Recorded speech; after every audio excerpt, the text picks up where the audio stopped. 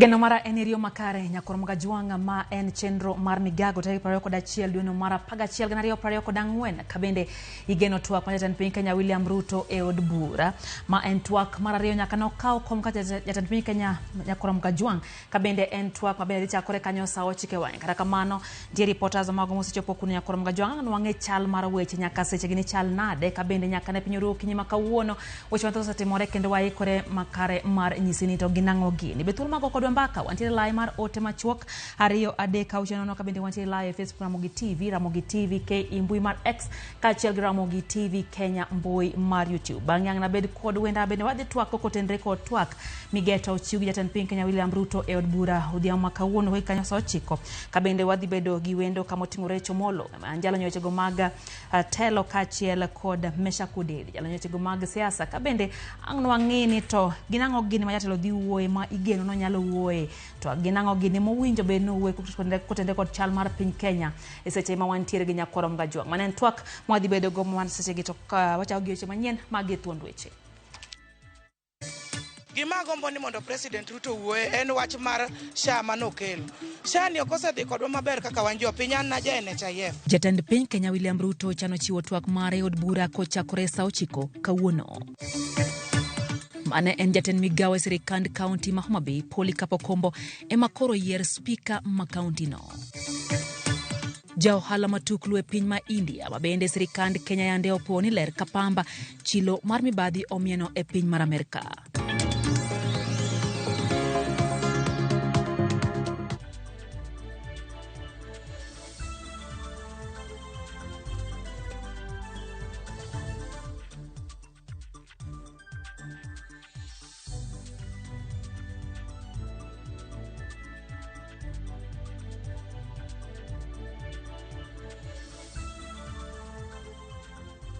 Machiegni nyakoromoga juang nyinga Lydia Hukeo. Chenro koro sekayo matwak Jatend Piny Kenya William Ruto ma odhigolo hero moriwo ute ariyo mag od bura mana od bura kod Senate.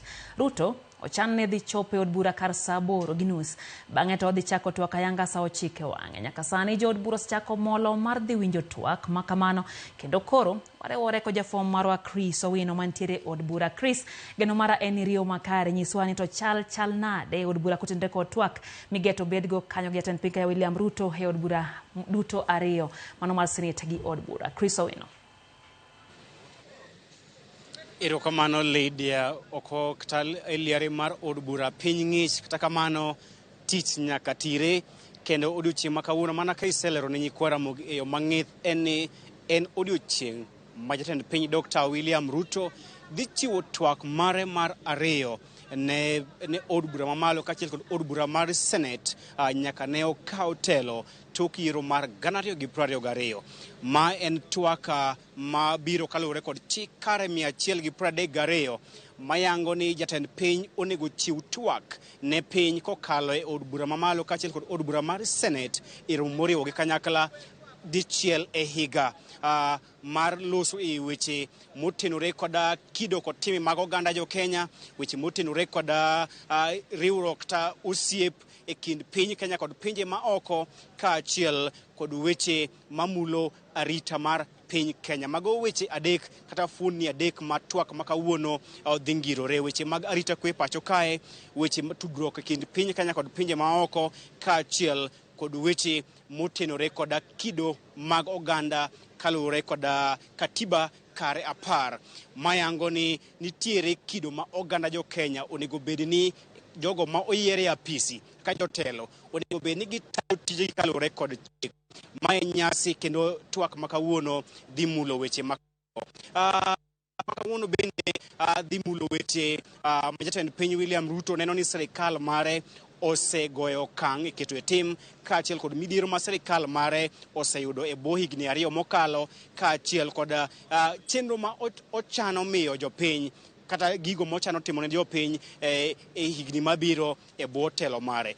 Koro wabet kaka mana kasewacho chenro ni ruben chakre saa 8:30 kochopo kar saa 9 Jatend Piny onego bed chako twak kod jopiny. Omiyo wan kaka an kod jafwambo nyawadwa e mesa mar weche mag siasa kod telo Walter Nyambaga mano wuod Migori thuon ka ji dhi kendo thuon ka ji duogo mondo wakol nyiko Ramogi chenro ni dhi nade to gin gik mage mwageno ni jatend piny dhi twak ewiye. Walter, ma en nyasi mar ariyo kata twak mar ariyo ma Ruto dhi chiwo ka jatend piny nyaka ne okaw telo. Gin weche mage ma iparo ni jatend piny ahinya e twak ma kawuono?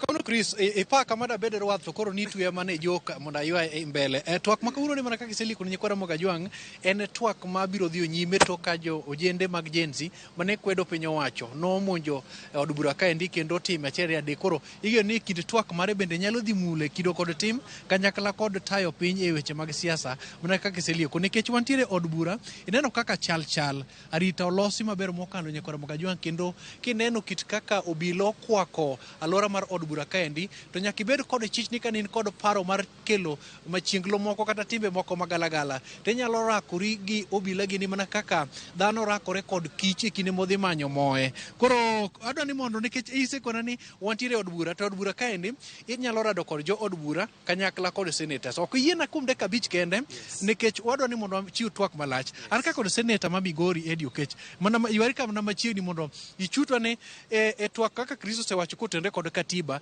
ibigol twak motenore kod weche mag kido kod tim tudruok mar piny Kenya to kod pinje ma oko. Kisa Besije mano en achiel kuom jalo makwedo e pinje mag Uganda nyo gole piny kende lep bak to koseteke ma owe ng'iyo mar Kenya kod pinje moko kuma nade. Wach mar ngini jo Kenya nam joga kijo ma yelo kabisa ni kijo ki gine magino samago momi wati Kenya ko Migori ka kamera ni pine gimi dala ma Ramogi kendi what business in Indian what o larger issue lungo ni what mar insecurity ni mar timaga abduction so kendo weche go mag human rights violation ata weche go kuma mangiko weche mag ng'iyo chikewa kaka biluongo ni rule of law.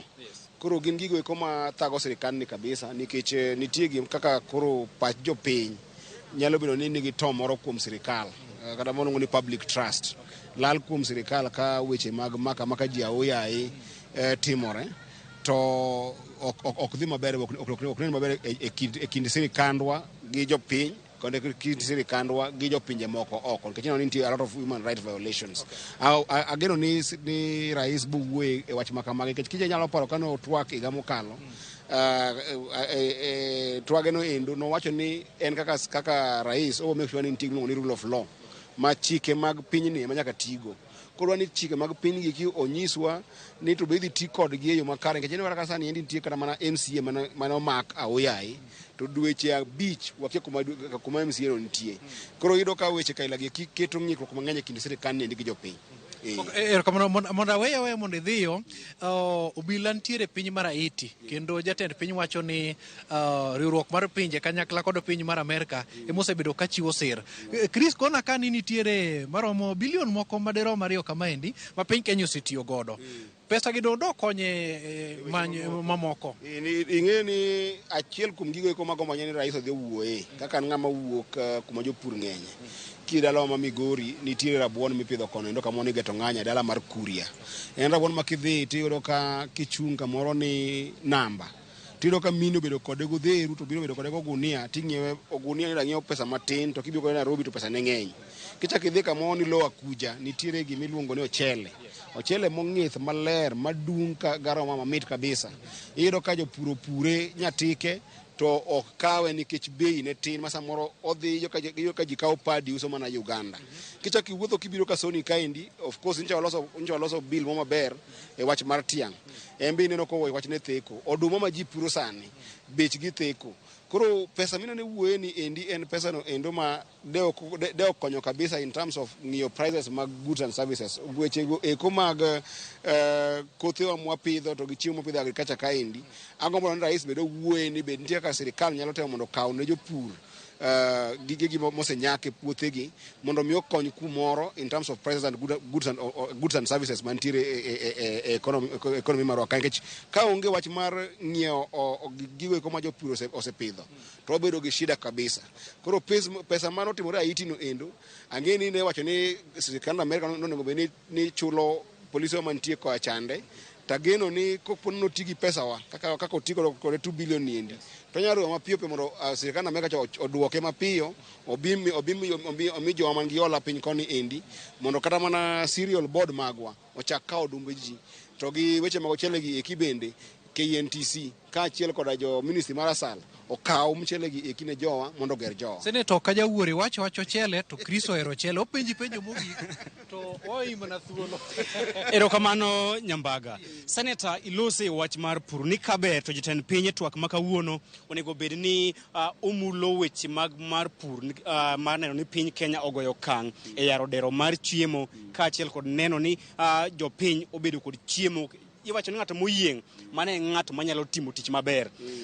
Nitie report mayango ni higani piny Kenya ok dhi golo chiemo kowuok e pinje ma oko nikech wan kod chiemo moromo kaluwore kod chenro mar sirikal mar Kenya Kwanza mar miyo jopur mbolea e nengo moyweyo. Mano be nitiere report mayango ni higa mabiro piny Kenya biro bedo ka tero niang' kata tero sukari kowuok e pacho kae uso ne pinje mamoko ataro kod gino mosebedo katimore higni mokalo. Inyalo wacho ang'o ewi rekod ma jatend piny weche mag pur? Weche mag pur go eko gin weche manyaka los maber kabisa nikech kaka nanyisi weche mag pur iloso mana ka bei mag gigo eko mopur nitie maber.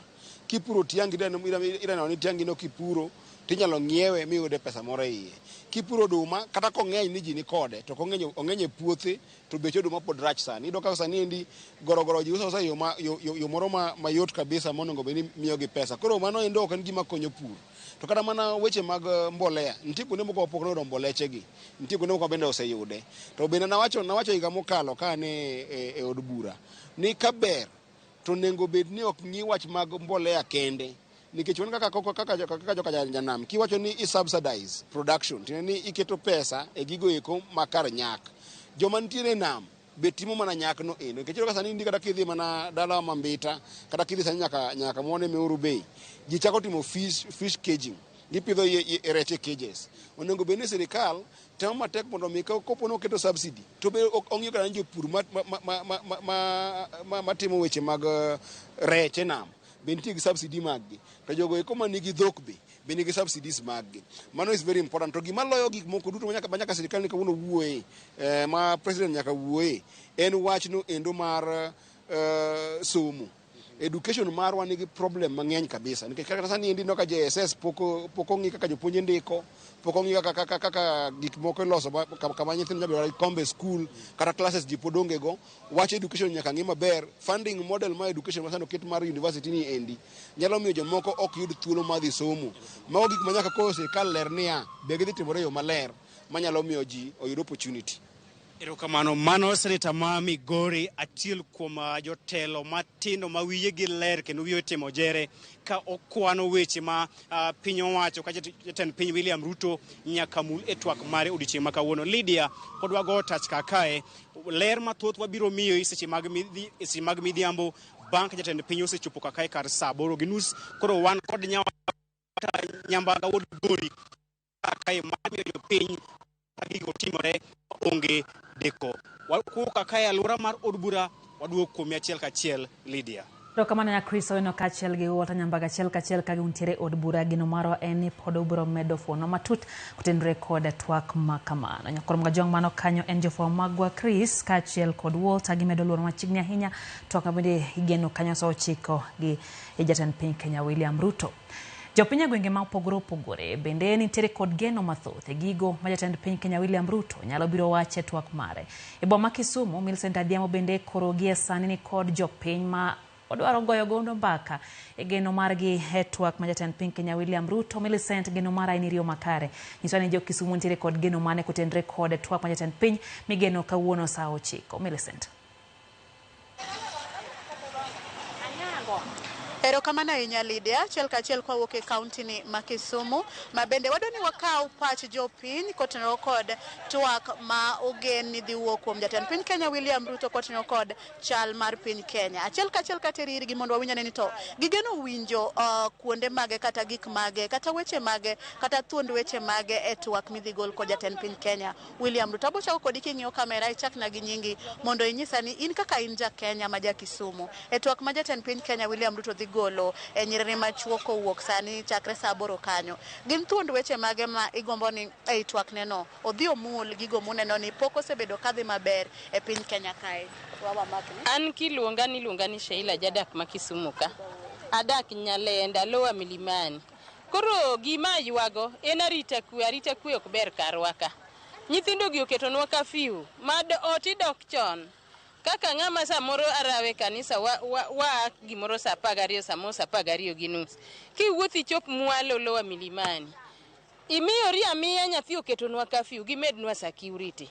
Mar ariyo NHIF, Chief olosnwa wach Chief. Wach Chief ni chandowa, okwang'e ni ilose nyaka karang'o mondo kochak tiyo. An nyocha dhi general ka. Otama kata na chak gi kanye tatiek gi kanye. Ai mogik. Owek tero pesa kanisa to wathagore jokama.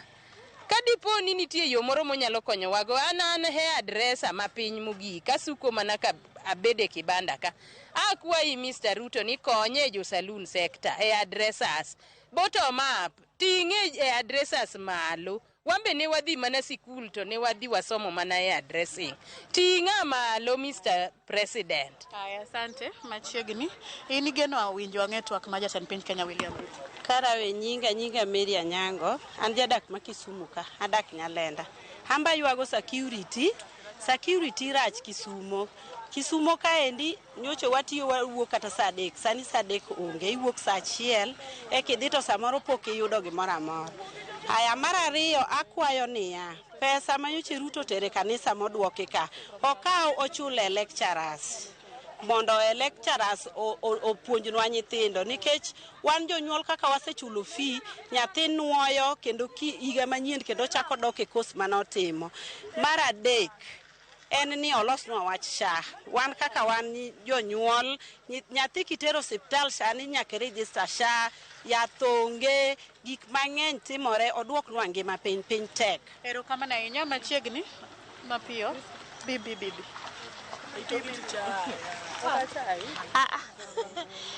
Nyinga Priska Nyango ajadak ma Kisumu kae. Gima wacho en niya kawuono ka Mr. Ruto dhi wuoyo to winj wachwa kendo winj wachwa makare. Iparo ndalo mane Ruto donjo no wacho maber ni gas mar 225 kg odhi duoko to below 500. Mago duto te Mr. Ruto ok notimo. Kendo kana wacho maber ni NHIF odhi duoko piny, mano ok notimo. John Mbadi kane chencha ne giwacho maber ni gidhi roll tax down. Tax medo idhi mana malo. Koro wakwayo ni Mr. Ruto ne gini maber kata wach thieth mar NHIF ni. Ka NHIF emana wacho ni dok piny, sani okelo SHA kadhi malo. Insecurity ma Kisumo, obunga ka, okinyal donje saa 12.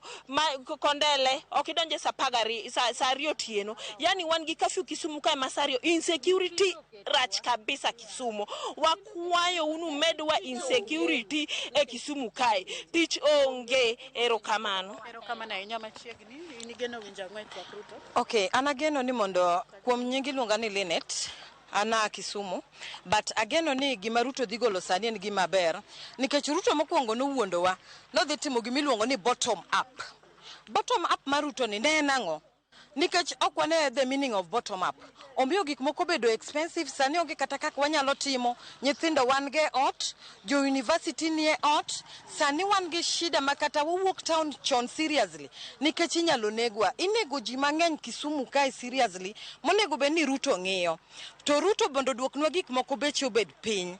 Owe kato gik moko bedo expensive masani kata mono ok nyal dhi katedo. Chuo ok nyal kendo nikech Ruto orido piny makiparo. Kakidwa bedo gi dhake ot, tafadhali dag bed single. Mr. President, tem mondi konywa, ng'i kaka wanyalo bedo, ng'i kaka nyithi wanyalo dhi school, mar mondo wabeduru gi kwe. Ochul jopuonj.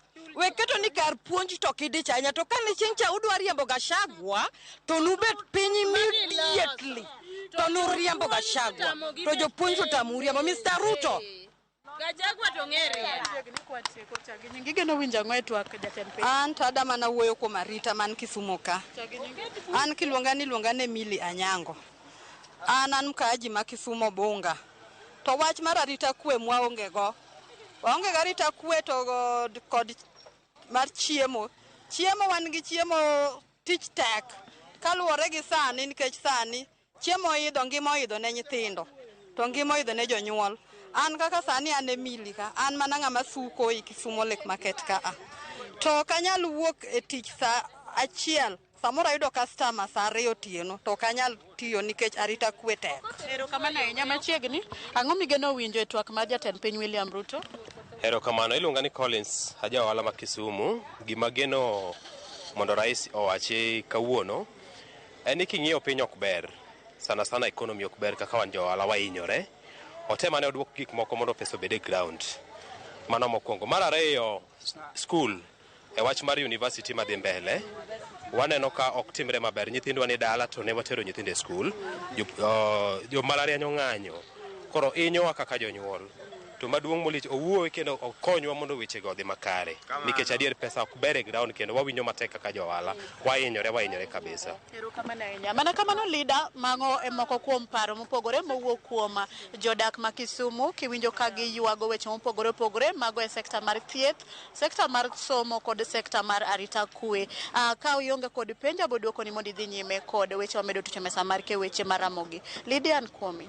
Kamana nyamili center diamba chiel kachiel koya county ma Kisumu kuomyo pacho ganda kabende kapodo injo pacho ganda nyakora mgajuanga watenya e county ma Kisii kama jo piny venitiere kod geno ni twak ma Jatend Piny Kenya William Ruto nyalo mulo gigo ma jaloko ngimagi. Jafomora Chris Pinotieno ni kod mo kuom jodak ma wadwa winjo pachgi ni to gin to giwacha ngo. Chris Pin geno mara nyiriyo makare machiegni chenro en migago winjona pacho ganda ma Kisii to gigeno nade kutendre kod twak ma Jatend Piny Kenya William Ruto kanyo sao chike wangi hodichieng' makawuono. Chris Pin.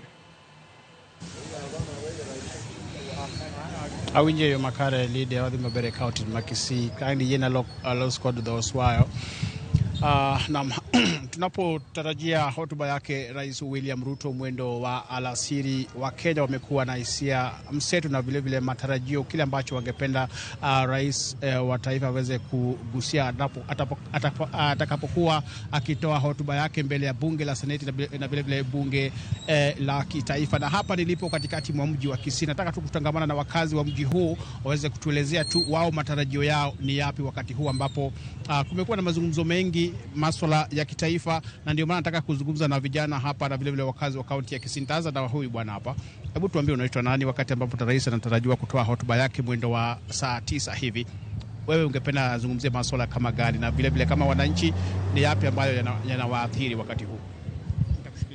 Mimi kwa majina naitwa Douglas. Ni mkaaji wa hapa Kisii County. Kitu ningeomba rais azungumze sana ni mambo ya SHA. Hii mambo ya SHA imetuconfuse. Kama mimi nilikuwa hapo NHIF kitambo, sasa hivi nimewachana na mambo ya NHIF. Hata hiyo SHA yenyewe sielewi, siwezi ingia kwa sababu sielewa. Wenye wako hospitali saa hizi wana complain hawasaidika kabisa. Hata mwenye amejiunga na hiyo SHA hakuna jinsi amesaidia. So ningeomba angalie wa Kenya, tulimchagua asubuhi na mapema, na angalie yani masara ya wananchi kwanza.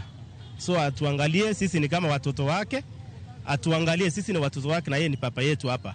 Akombera na tuongoza. So atusaidie, angalie hii mambo ya mafuta, uchumi wa Kenya tunaumia jameni. Tunalala njaa wengine. So atuangalie, atusaidie tafadhali. Hiyo ndio ningeomba. Alright, thank you. Hebu tuambie unaitwa nani alafu wewe ungependa labda rais aweze kuzungumzia masuala kama gani?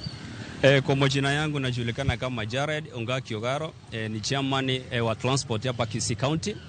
Kwa hakika siku ya leo vile matarajio yetu kama wa Kenya na wa Kisii kwa ujumla ni ile ya kwamba rais wetu anapoenda kutupu siku ya leo, anapoenda kuzungumzia, kitu ya kwanza ni kabisa ile ya kwamba vile makanisa imemwepa, ya kwamba kitu ya kwanza aweze kuomba msamaha kwa makanisa. Maana unajua makanisa wanapozungumza, wanaposema ya kwamba uchumi ya Kenya haiko salama vile, ni vizuri ya kwamba yeye kama kiongozi aweze kutii kwanza. Na kitu cha pili ningemuomba ni kwamba hii mambo ya hospitali, ya kwamba kwa hakika tunapoangalia pa level 6 hapo hospitali unapata wagonjwa wanahangaika vibaya sana.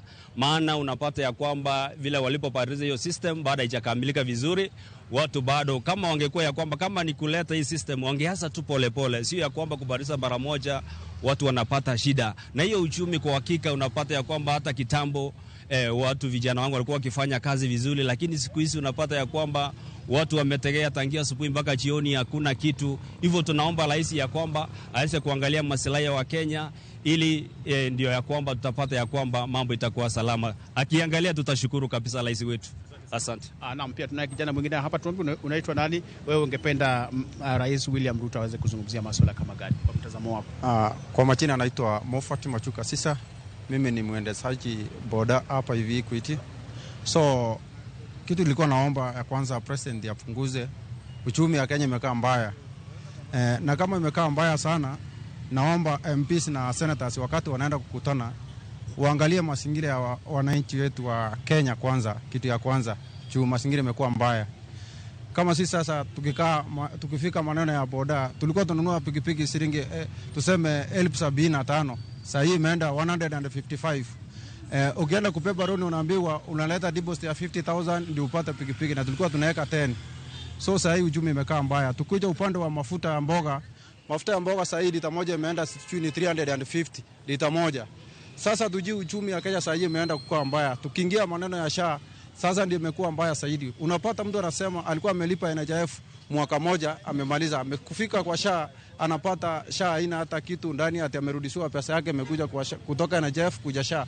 Hakuna pesa ndani, unaambiwa register na uanze upya. Hiyo maneno mengine ya NHIF hatujui. Tunaomba serikali kama president wa William Ruto waangalie sisi sana, kitu ya kwanza. Uchumi imekaa mbaya. Hata saa hii watu wa boda tukianguka chini tukienda kusaidiwa ati tunaenda na SHA, tunaambiwa SHA kitu inakuhudumia ni kitanda. Sasa tujui tunasaidika namna gani president. Sisi tutazungumza na nani hapa wa mwisho. Wacha tumalizane na wewe hapa. Hebu tuambie unaitwa nani? Alafu pia wakati ambapo uchaguzi ulikuwa kufanyika wa mwaka 2022, rais alikuwa anasisitiza kwamba serikali yake itakuwa ni serikali ya mama mboga na wale waendeshaji pikipiki, watu wale wa viwango vya chini. Wewe unahisi kwamba mpaka sasa imefika takriban zaidi ya miaka miwili hivi, hali koje kwa mtazamo wako? Nitakushukuria. Mimi chenye naweza nikasema rais wetu wa Kenya angalie moso watu wa bodaboda. Kama sasa hapa kaunti yetu ya Kisii tunateseka sana, hata hakuna kitu ya kukula. Tukiingia hata kwa nyumba hata mke anaweza ama akikuangalia hawezi akaona kama ni mwanaume amekuja, anaona ana kitu ya kupepa uende kukula kwa nyumba. Sasa mambo ingine kama hii SHA wameleta. Nimeona kama juzi kuna mama amekuwa mgonjwa, ameulisiwa enda kwa hospitali ukatipiwe, anasema kana kwamba hana kadi. Na hiyo kadi anasema eti ameulisiwa eti uko na nini. Hiyo kadi sijui hata registration yake ni ngapi. Hata siwezi enda kufanya hiyo process because hata isaidii wananchi, wengine wanaumia. Naam. Ulivyosikia hapo isia mseto tu mama kwa mjoda kwa kaunti makisi mwasabado kwa losogoka gile ronagino mati moragikaka geno ni Jatend Piny William Ruto diloso mano karsa ochiko kanyo kendo ng'enygi yuak ni nyakasani pod gineno ka ngima tek kata bedo ni nonyis gineti kane Jatend Piny bro kawo loch gik moko duto bro bedo yo manyangafu ahinya ne jogo kata jopiny ma gin jogo mantiere kata jogo ma okunigi tije ma dongo ahinya, mana kata mama mboga kod jogo ma jo boda boda, mana kaka Jatend Piny wacho kata kinde mag campaign omiyo ang' ne warita ne ang' no wachango kendo toke kanyo ang' ne walos kod moko kuom jopiny mondo winjre ni ang'o ma giwinjo kaluwore kod twak mar Jatend Piny William Ruto mang' ne chakre kar sa 9 kanyo. Lydia. Erokamano nya Crispin achiel kachiel koya kaunti ma Kisii kuom dwaro pach jopiny kaka isewacho ang' wawinjane wachgi bang' twak ma kamano. Koro mga jonga teri nya kaunti ma Homa Bay kama Polikapo Kombo mane en jatend migao mar ohala e kaunti ma Homa Bay ema koro yier kaka speaker ma kaunti no. Okombo noyudo kura 46 mano okete thuolo mambele mar kawo kar speaker machon Julius Gaya mano ogwe tawo juma mokalo. Jafwambo marwa e kaunti ma Homa Bay Ali Abich koriwore kodwa achiel kachiel onyiswa mago motenre kod yiero makamano. Kora mgajwang watudu achiel kachiel gi Ali Abich ali geno mara ini Rio makare machiegni maen migago nyiswa ni to chenro no mar yiero speaker manyien ma kaunti ma Homa Bay odhi nade to sani nyiswa kacha ni Okombo mabende ne en jatend migao mar wechego mag ohala masani koro odonjo e komno mar speaker. Ali. Lydia, yiero mar speaker od bura mar county ma Homa Bay no bagi okinyi ma kawuono kalure kod romo moyiedhi mane oluongi kod clerk mar od bura no okinyi ma kawuono kama mane en jatend migawo mochungne weche mag ohala saga kombe mane MCS od bura no endo oyiero mondo mi koro bed speaker mar ang'wen od bura mar county ma Homa Bay mana juma achiel kende bang' kane Julius Gane ogwe tao juma mokalo kane MCS dwa thiche oke apise no endo Polika Pokombo ne ochung' kod dhano mamoko ang'wen ka en owuok kod ombulu 46 kuom ji 51 kuom MCS Dozel Orua noyudo ombulu 2 ka ng'ama chielo be mene laro kom nendo Boniface Owino be nowuok kod ombulu 2 ka Innocent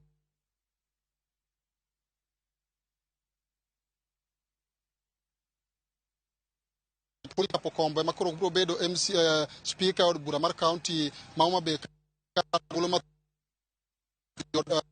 MCS mantie od bura no endo bende Lydia thumlo machuok edo ka ote wuok ten sirkal ma Homa Bay kandi ma yiero Julius Gaya ka gavana yiero owalo Julius Gaya ma meno gweta juma mokalo mondo mi koro odhi obedi jatend migawo mochune weche mag dongruok ma kaachiel kod ohala e county ma Homa Bay kandi thuolo ma owe gi Polika Pokombo ma koro sani koro yier kaka speaker od bura mar county assembly kandi kendo oboke moyier ma gavana owalo godo Julius Gaya koro chwal e od bura mondo mi koro MCS obi otwage kendo tim ogoye kogno kapok gimiye yie kode kata gitamore kwayo mar gavana mondo mi koro Julius Gaya odhi obedi jatend migawo mar ohala county ma Homa Bay kandi Lydia en mor mara mar bedo kod moko kuom jodak e county ma Homa Bay kandi moda ka opasgi to gineno nade kalure kod yiero mar Polika Pokombo kaka ja speaker e od bura mar county wabiro chako kod speaker e bunge la wenye nchi kandi wolto bocho gi nyigi ting'ich yiero motim kawuono mar speaker mar county kandi ineno nade kaka achiel kuom jogo eko makendo tero mag oganda Homa Bay ka chungi koni Nyinga Walter Okelo Piyo an speaker mar bunge mar jopiny e jimbo ma Homa Bay galuora mare da kaw thuolo ni mar duoko erokamano ahinya kuom yiero motimore ma ok dhaw nitie nikech kinde machien go ne ka yiero nitie ten dhaw motimo ka chieng' e bunge ma marwa omiyo daher mondo mi daoro ne Polika moseyier kaka speaker mar bunge mar jopiny mondo obed kod chir kendo obed kod daher mar tich kuom kabisa nobed gi rieko mathoth ma ok ji oke ma wajumbe makagi MCS gi oke dhaw kocha kod koni obed speaker madwa riwo wiye jogo te nikech ei bunge ma Homa Bay mar assembly no nitiere independent nitiere jok mopogore party mopogore opogore oriw wigi mondo kwe obedie ei assembly mondo tich odhi kare mondo gik moko miluongo ni oversighting tim kare mane tich gi nikech nitie weche adek e sirikal moro amora legislative executive and obendo ne kaeri bitno ka obro tiyo maber bingni no kanyo cha ne jatend migawo executive koni sani koro dhi telo ne od bura kaka speaker beto kati nyalo bedo kare ma MCS bedo kod thuolo matimo tijegi ma onge ng'ama donjore kod tijegi e kwang'iyo chien to nyicho osetemo tich mar chieng' moro naromo kod Rangwe ka en owuon kaka minister ocheko tiko kendo wuotho ma ok ing'eye ni to en ng'a ma kuonde mosechule usuru dhi nade omiyo ka dipono nyalo kolo itich malong'o e iye kaka kanyo okole cha to waonge kod wach to en naluoro ni to kwang'eyo ni to ang'o momiyo Gaya noa ma okembe dosenono ni omiyo adwa ni mondo onon gigo maber otim otegno kamana ahinya chakani gi nyigi ting'iswa ni pachi nang'o kalure kod yiero mar Polika Pokombo kaka speaker mar od bura mar county erokamano gi nyinga iluonga ni Isayo Gola ajadak Homa Bay ka nyaka sani wawinjo ni speaker mar Homa Bay county sayier kendo saloke ni en Polika ni nyaka sani anyalo wacho ni ok ang'eyo ni en speaker mar adi to pacha gi wuon ni aparo ni en speaker mar 4 koro speaking gi te chakre 1 2 3 go ok ang'eyo ni gito nogol gi nikech ang'o to nyaka sani wabiro wacho ni osayiere otinwa mondo wan kaka Homa Bay county wayud lokruok makende ma kaka Julius Gaya no nok nyal miyowa to tema tek mondo miwa mane gima dang' awach kum yiero to nyaka sani ambe kaka osayier Julius Gaya no minister mar ohala no ok ang'eyo nikech kaka nene kaka jadak Homa Bay county ka aneno ni en siasa ka do rach assembly ka kaka speaker to do adhiya dala chuth ok ang'eyo chako mar ohala e minister mar ohala to ka dipono kete minister mar ohala an kaka jaboda boda weche moko dhi around ma beika piko dwani ruok rade wanyaka sani wadwa kedo wach no kang mamalo nyaka wachieng moro warom kode kaka Julius ga minister mar ohala no mondo wawuo kode kaka wanja piko mondo onyiswa wangayo kata line modwani mondo walu korka juogo mar japiko. Erokamano enya leader wa ka paro mar ngata chiel kane chakane gi nyingi tangusi ni kaka jadak mamo be kandi paro mane main go kala kod yiero mar Polika Pokombo mondo koro bio kaw lemo mar speaker od bura mar county. Erokamano ni luongo ni Brian Odhiambo Gutu kata Zeki Jakolol Jangoma anja dak mar Ujo Ward ma Bay County ka kenda ja boda boda yena monda ko erokamano ne Excellency the Governor kuom content assembly makoko onge chien kocha ne wan gi koko assembly to leadership mar assembly ma sani bagoni erokamano. Honorable moyier manyien Polika Pokombo moyier ka speaker ang'e e personal level en mchapakazi, he is up to the task nikech ne jatend migawo mar ohala to kod saga maana achiel kuom jotelo mag saga mar Ujo Ward mane mama omiyo pesa osebedo machiegni kodwa kendo noketwa maber makata sani saga wadhi maber. An gi yie ni speaker moyiere no odhi tiyo maber to kendo akwayo Polika Pokombo gudu kara chuonyo no ti ma ok kwedo ji kendo ket ji kanyakla mondo koko mane timore assembly kik wachak wane kendo. Lydia man county no be kane go thuolo machuok bang' kane MCS maromo 46 go ombulu mar yiero Polika Pokombo kaka speaker kendo Polika ne osechamo muma mar pis kendo sani koro ni NS brotayo ora mar county mauma be kande kum thuolo mar ginari modongi endi bang' kane Julius Gayo segwetao kaka speaker kendo koro sani koro poni abio koro bro bedo jatend migawo mar ohala kaachiel kod riwruoge mag saga mane omaki kod Polika Pokombo ma kawuono yier kaka speaker od bura mar county mauma be kande Lydia. Nanyali abich achiel kachiel koa county ma Homa Bay kuom reporter maler kotende kod yiero mar Polika Pokombo kaka speaker manyien kod mga jwang wayo matin kata kamana anyisi ni wantie kod wendo studio kae kama oting'o Recho Molo kaachiel kod Meshako Dede wadhe Twak ewi twak mabendi geno ne timore od bura mamalo kaachiel gi Senate mana en twak ma Jatend Piny Kenya William Ruto kotenre kod chal mar Piny Kenya twak mar ariyo nyaka nokaw kuom Jatend Piny Kenya mar Beach gola siala nyisa kachani ento onge gima ber monyalo neo ne di wuok kuom Ruto wacho ni anjalo mano chwere ge wechego ma ok adier. Haya Florence Cattell nitiere bondo nyakoro mga jwangi na wayo matin waduogi wendo hakikini mabor.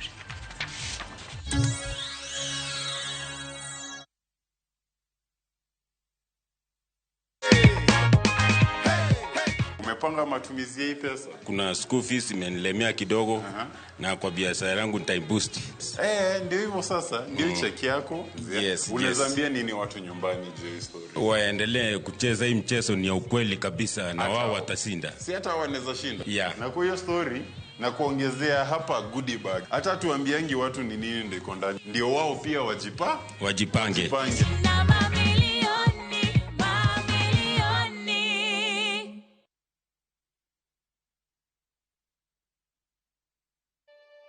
Kote nchini mbele tuendelee, mbele Kenya twende mbele, Kenya twende mbele. NCBA, go for it.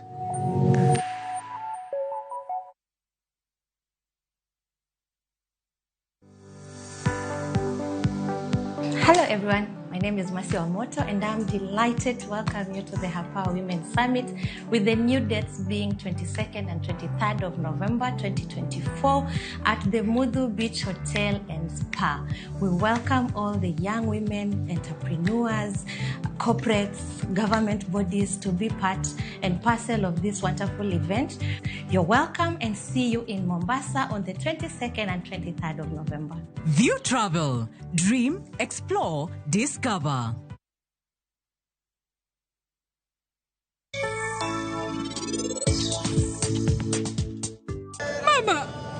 Baba, kisani anacheki mwenye sayo chana na. Ako imondi konya kiye. Ana po wacho ne rajvira ngokoro. Ni wacho ne indi singri kuom nyaminu. Parne wacho no pile kapile. Dida ngomo miyo ino kiwinja. Abene nan gi lekna. To kaka nyiri moko, abene adhi katedo. to kendo nagombo bedo gi nyathi. To kara Nyasaye nochalo na gik moko mopogre gi lekna.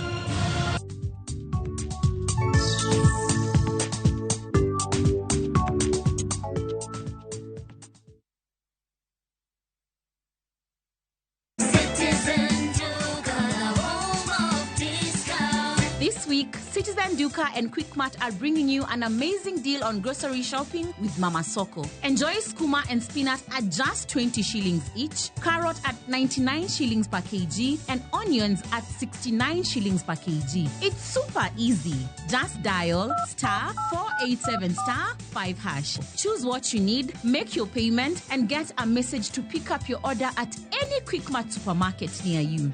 Fresh produce, great prices, and no hassle. Shop Mama Soko today with Citizen Duka. Citizen Duka, the home of discount.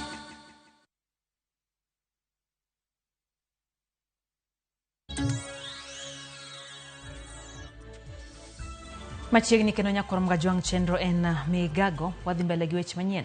Gautam Adani wuon kambi mar Adani Limited donjne piny Amerika gi ketho mar mibadhi maromo siling bilion 32 mawachore ni ne ochiwo kaka soya ne piny owacho mar India mondo mi giyud orak mane gidhi yudo e yuto maromo siling bilion 400 kuom thuolo mar higni 2 mabiro kinde ma sirikal ma piny Kenya oserwako Adani e pacho kama timo dongruoge moko. Gino makoro kelo penjo mathoth ahinya to bang' jatend migawo mar teko machon Davis Chichir kwero ni Adani onge kod historia mora mar mibadhi. Twak ewi kambi mar Adani osebedo kokwako pacho ka nyato bang' oganda jo Kenya yango ne sirikand Kenya ne gi chenro mar keto paw ndeke ma JKA e lwet kambi mar Adani ma timo dongruok orak mamiyo Adani thuolo mar bero kendo tawo chenro mar paw ndeke no kuom thuolo mar higni 30. Kata obedo ni sirikand piny Kenya osebedo kasiro chenro mar chiwo orak ne kambi mar Adani, oyangore ni jatend kambi mar Adani Gautam Adani odonjne gi ketho mar mibadhi maromo dola bilion 265 mane gichiwo gi wuod wargi mong'ere kaka Sagar Adani ne piny owacho ma India mondo mi giyud orak kama ne gidhi yudo ohala maromo dola bilion 2 kuom thuolo mar higni 2. Ma koro nyuolo paro mopogore opogore nyato bang' jatend piny Kenya William Ruto wuok e lela kendo dok ne kambi mar Adani kosiro chenro mar chiwo orak mar paw ndeke no kod mar teko ne kambi mar Adani. The Adani Group are investing in the transmission line. Their money, 95 billion.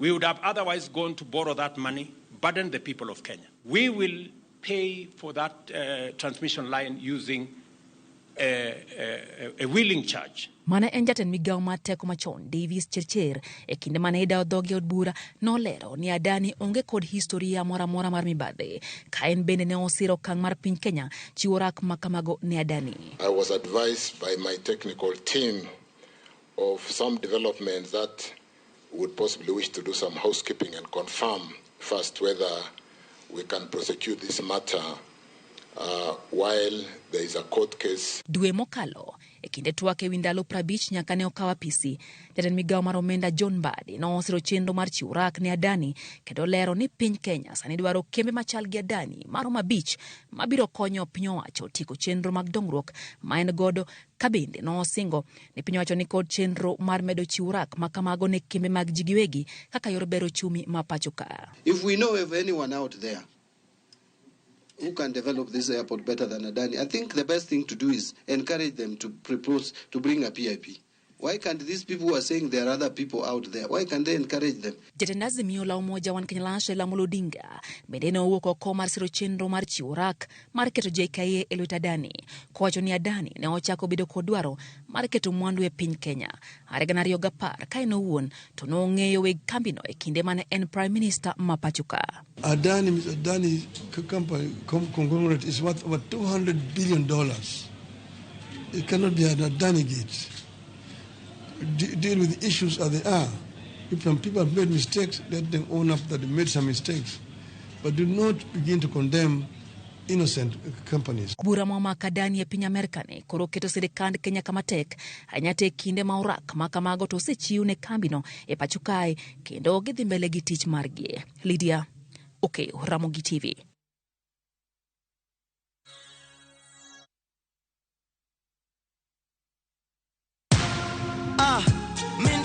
Kwa majina ni Peter Kariuki Ngoge ama Kamle Styles.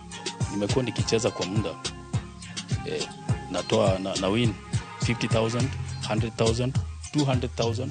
Leo nimekujia check ya 675. Nikihesabu zote naweza kuwa nimewin 1.3 na nitaendelea kucheza. Changamkia Aviator on shabiki.com. Not for persons under the age of 18.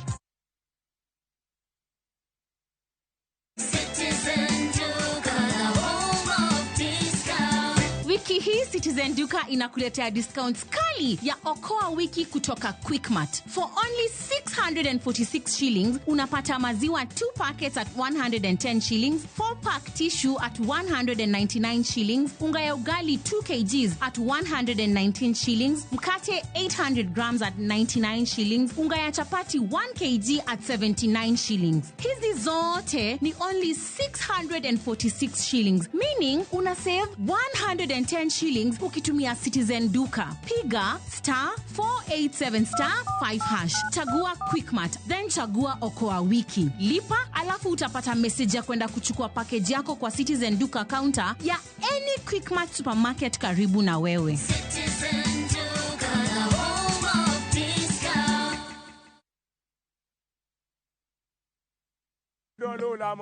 Bed kodwa e wuodhni ka wanono kit timbe mag anyuolawa. Oyundi no neni en winyo mayot. Sama no dhi chiemo, ng'ama ok ohero tich matek. Koro nyako ringi kodhi chiemo. Ema nomiyo chake kamano. Gin kido mamiyo wabedo kaka joluo, sigendni mopogore opogore mag dhoudi mag luo. Chiro ma kiti pando chira. Gini dwa chako ndeti mos. Okelo nya Honda. Dil majony. Luweche mag luo mopogore opogore. Moro ka moro kuomgi nigi ranyisi mopogore opogore. Wuon magolo ng'ani ka wuongi watere wadhi gone dala. Koro telo gi le to gi gweno. 111 Lu chenro ni ngeso ka ngeso saa 1:45 otieno e Ramogi TV.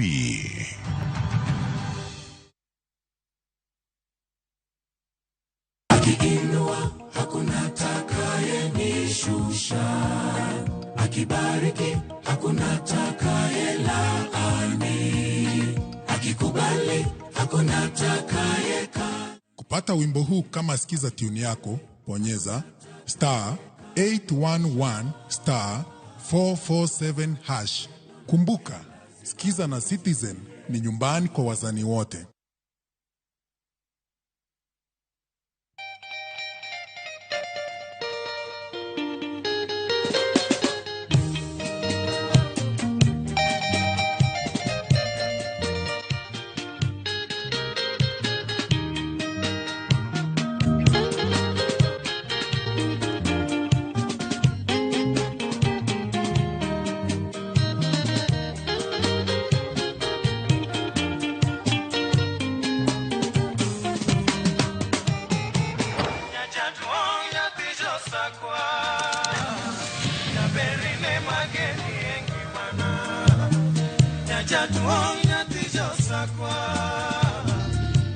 Radio Ramogi, Cartoon Jaluo. Radio Ramogi.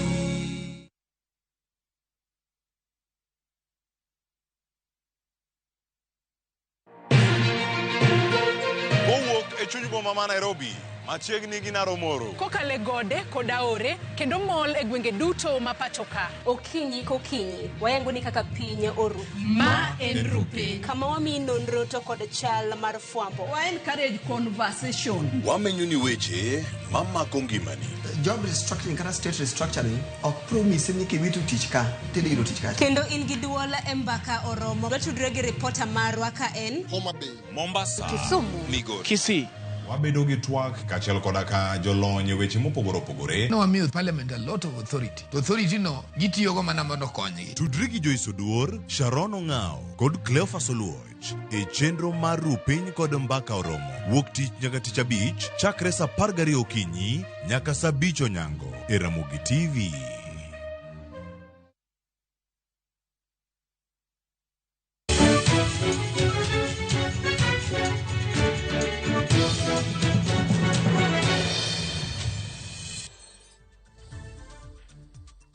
Machiegni kendo nyakoro mgajuang wantiere kidieny mar ariyo machenode mane wadhi go mbele mar weche manyien kata kamano kaka nasenyisi ni nitiere twak migeno e od bura mamalo kama Jatend Piny Kenya William Ruto dhi chiwe twak mare mano mar State of the Nation. Twak mar ariyo nyaka nokaw kom kaka Jatend Piny Kenya mar abich en twak mabende geno ni dhi wuoye kuom dwaro kata geno ma oganda jo Kenya nitiere godo okenge ma sirikal osekawo nyaka ne ikaw kom kaka Jatend Piny Kenya gigo mabende gisingo kachiel gigo mabende gisetimo en twak migeno kanyo sochiwo kata kamano kwarito twak makamano sani en kanyo dakika 15 torom saa 8 gi nus kanyo geo ne gidhi donje od bura nyakoro mgajuang ka chobende kanyo na nyisi ni wadhi twak achiel ka yantie gi wenda kamoting'o Recho Omolo mano en jalonyechego mag telo kata governance expert bende wantiere gi Mesha Kodede jalonyechego mag siasa kata janon wechego mag siasa wadhi twak otenre kod twak makamana megi thuolo gi Mosu Recho machiegni ahinya Ramogi TV mosenyi kwa mgajuang. Erokamano amoso joneno waduto ni good afternoon konde duto muneno wa mor ni wadhi winjre twak makawuono kendo be watiko itwa ne gima ker mar piny dwa wacho kodwa. Good afternoon madam Hadoki ambele. Alede machiegni. Erokamano Lydia wamoso jo luo mawinjo kendo neno nikech ang'e ni Ramogi sani ema koro piny luo te ongore wang'gi tinde umayo jomoko ka Ramogi ema tinde jopiny neno kwadhi oko kuno to jopiny wacho ni Ramogi kata bed ni kuonde mamoko be udhiye to giwacho ni gin Ramogi ema gineno. Hapenyi Lydia nikech wan e TV be luo be wan e good afternoon kidwa moso ng'ato ni good afternoon isano koro nyise ni riyo nade. Ageno nuriyo maber. Mane kakwadhiro kara hinya Recho nyakoro mgajuang twak ntiere migete od bura. Recho chako di keno nyadichiel nyiswa ni to in kaka ja Kenya kirwako wuoche kata ogudu mar ja Kenya ere geno ma in go kotende kod twak makawuono igeno no dhi wacha ngo Jatend Piny Kenya William Ruto. Nitie gik ma an kaka dhano adagombi kaka ja Kenya kaki wacho na winje ni kero wuoye achiel kuomgi en gima wawacho ni insecurity. Waseneno ka ndalo mokalo matin kata mang'eny chakre ne around June July ka ji mang'eny nyithindo jomadongo abductions ng'eny ahinya.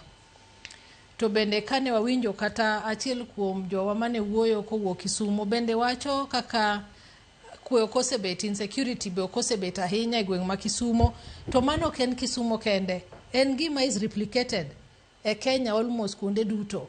Waneno ka ji nigi luoro seche duto ni sani waonge gi kwe insecurity waonge gi security maber arita yes maber mar piny. Koro en an gi kaka dhano dagomba winje ni to ker wache ang'o kalure gi gik matimre gi nekech wang'eyo ni nitie jowa molal mobedo abducted olal pod warito gi gin ji I think 24 mapoko yudi nyaka kawuono to bende nitiere jomoko mamedo tho kata kawuono nuachiew kaka jomamiyo mabende mondo achiw kuyo mara ne nyidendri mosewito ngimagi. Wachiew pile kaka jomamiyo gi kuyo ni nyathi manyako noneka makama miyo moro noneka makama matiende ni insecurity cases gin gik mamedre ahinya e Kenya kae.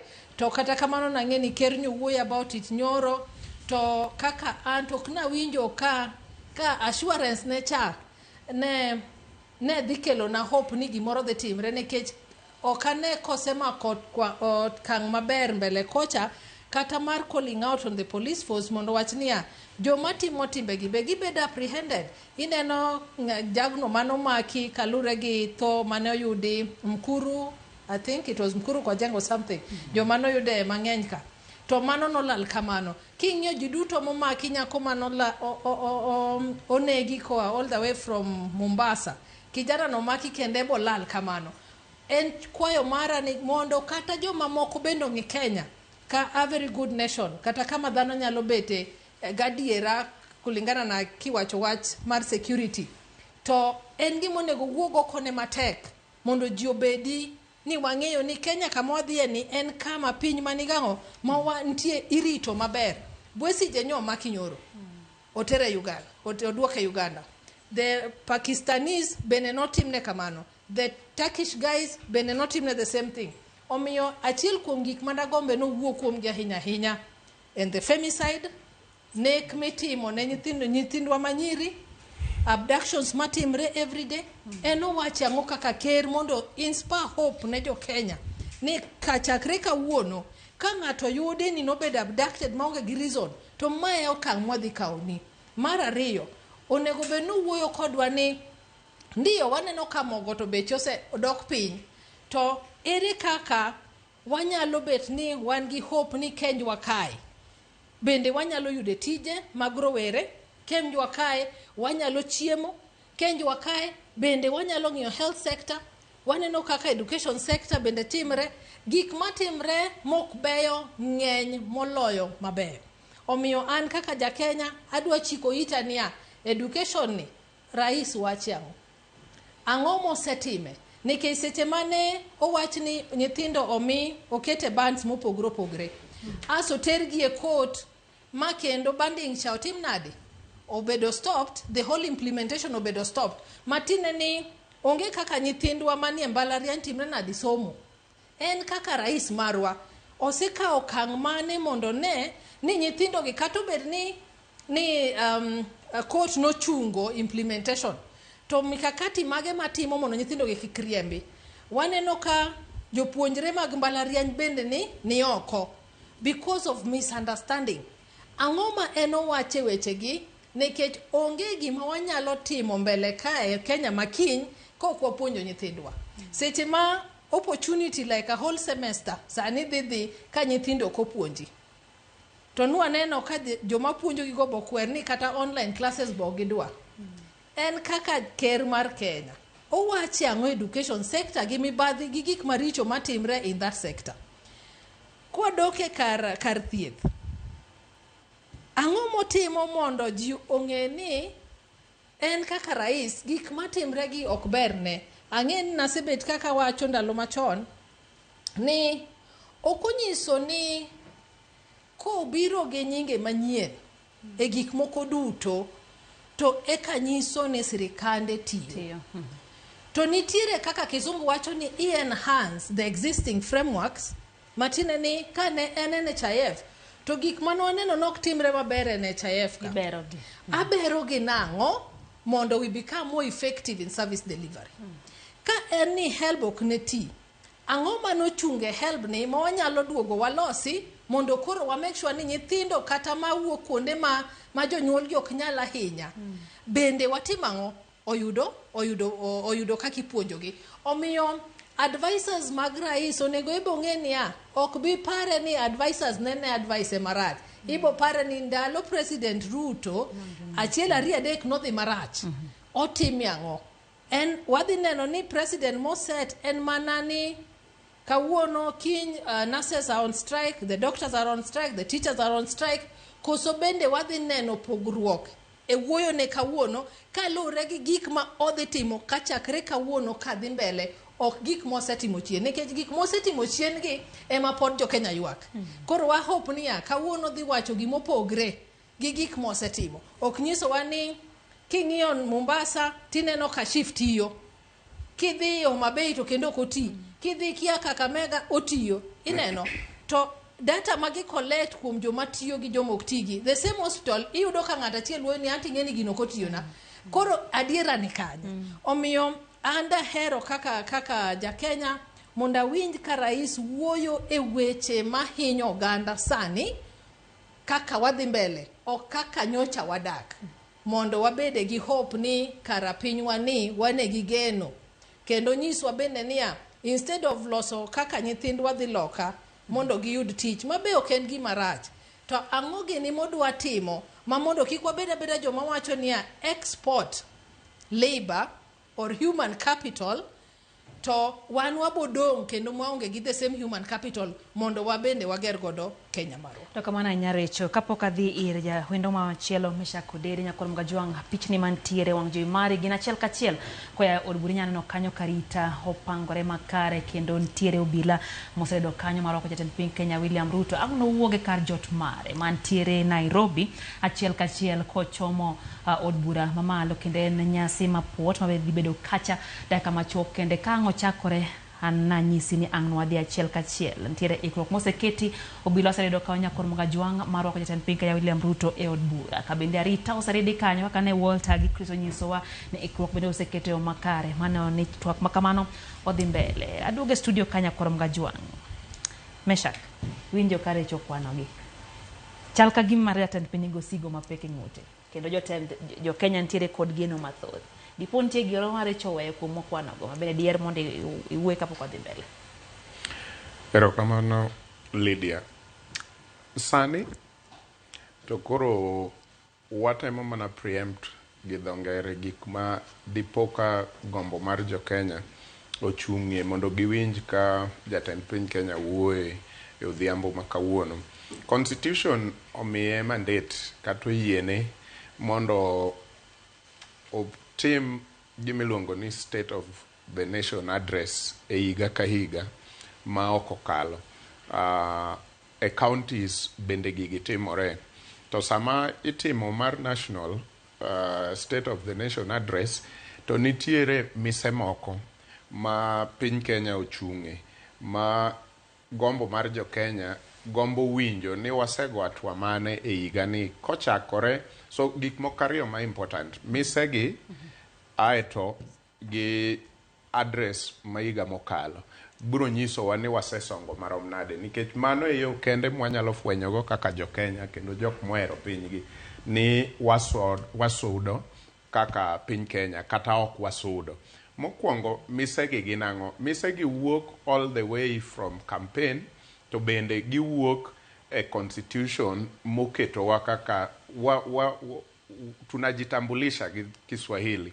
Wajitambulisha kaka demokrasia, piny ma embrace democracy. So onengo bedi kawuono ka rais kata jatend piny Kenya wuoyo, onengo nyiswa ni on matters democracy and governance wasesudo marom nade e tende, wasea kanye nyaka kanye. Mago achiel moko kuom gik mane nyamera marecho wuoye. Gik machalo abduction, space mar democracy chal nade e Kenya ka. Nikech constitution omiyo wateko mar right to association, inyalo associate gi ng'ata ng'ata, right to speak your mind on gik matimore e pinyu. Wasesudo marom nade, be nitie space no. Aparo ni ma ema dhi kele mondo wuo kendo e gik manyo ojende matindo kata manyo waluongo ni Gen Z omuko ne gik mang'eny ka gitemo mondo gidonje parliament ot achiel modhi wuoyo.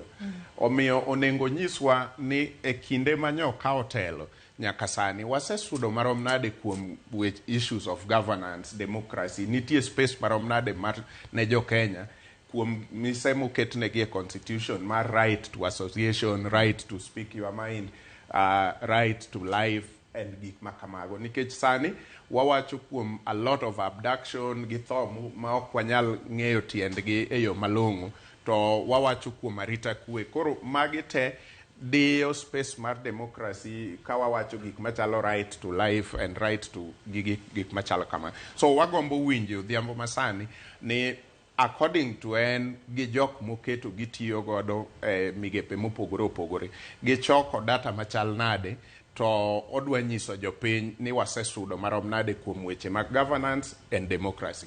Kaeto koa kanyo to wadwa ni mondo chako full ne the country ni wasesudo marom nade ka wang'iyo gik machalo dongruok koro, development, maendeleo gi Kiswahili.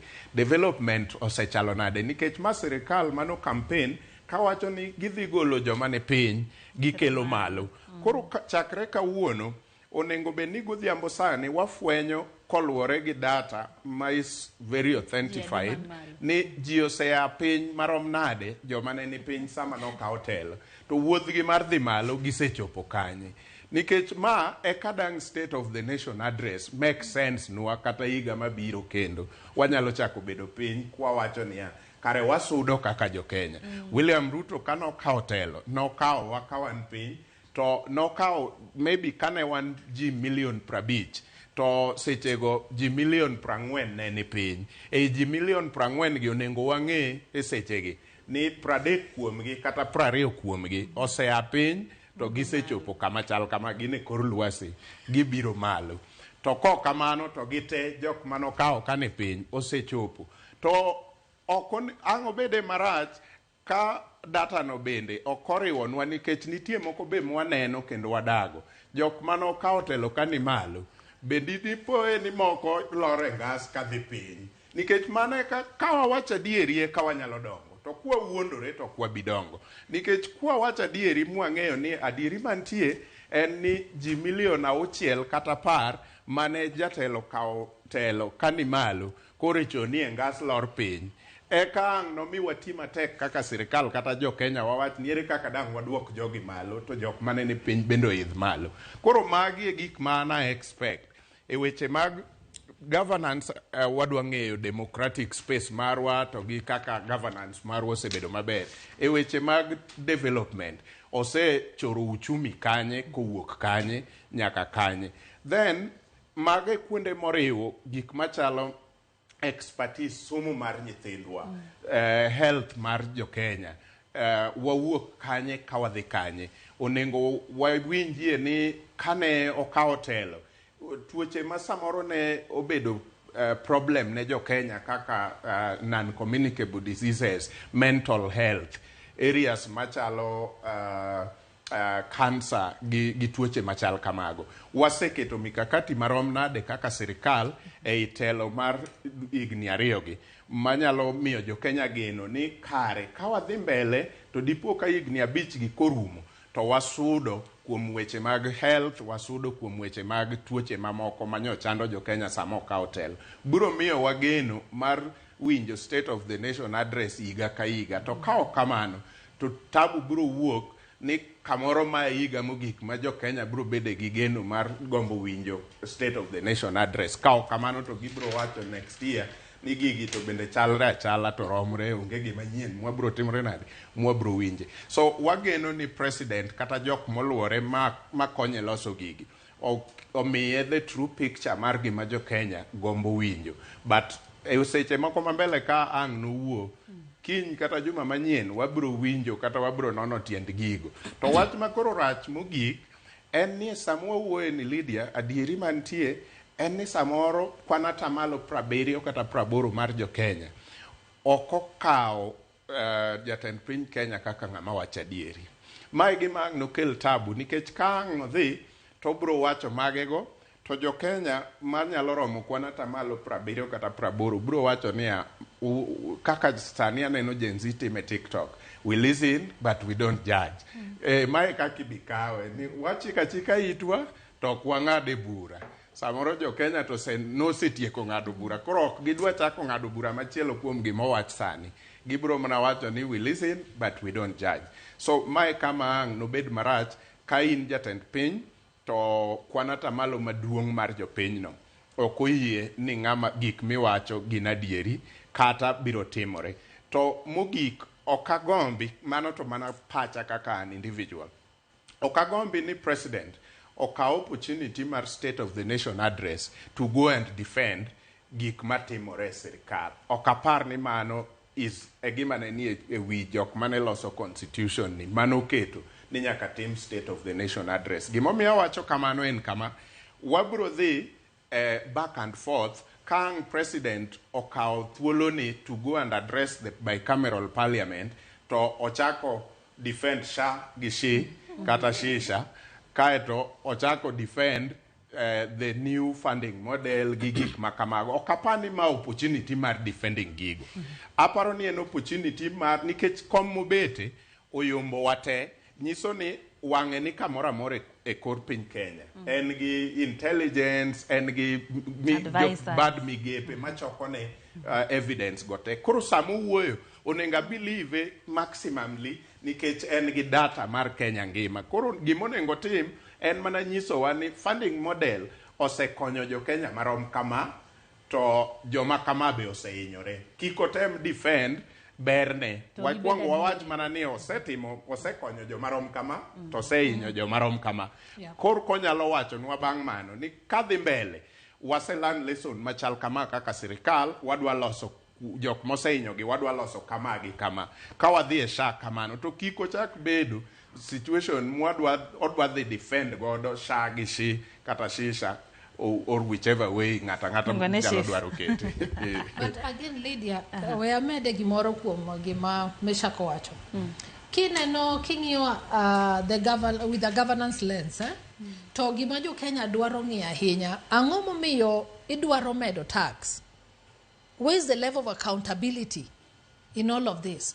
Pod wan gi issue e gimiluongo ni corruption e mibadhi, right? Mibadhi ma omiyo gik moko ok dhi maber e Kenya kae. To kendo waneno ka sani nitie public participation ni mondo omed tax moko. Mano bende jatelo bo wuoye konyiso jo Kenya niya, amedo tax kang'e maber ni my level of accountability threshold ne ni kama.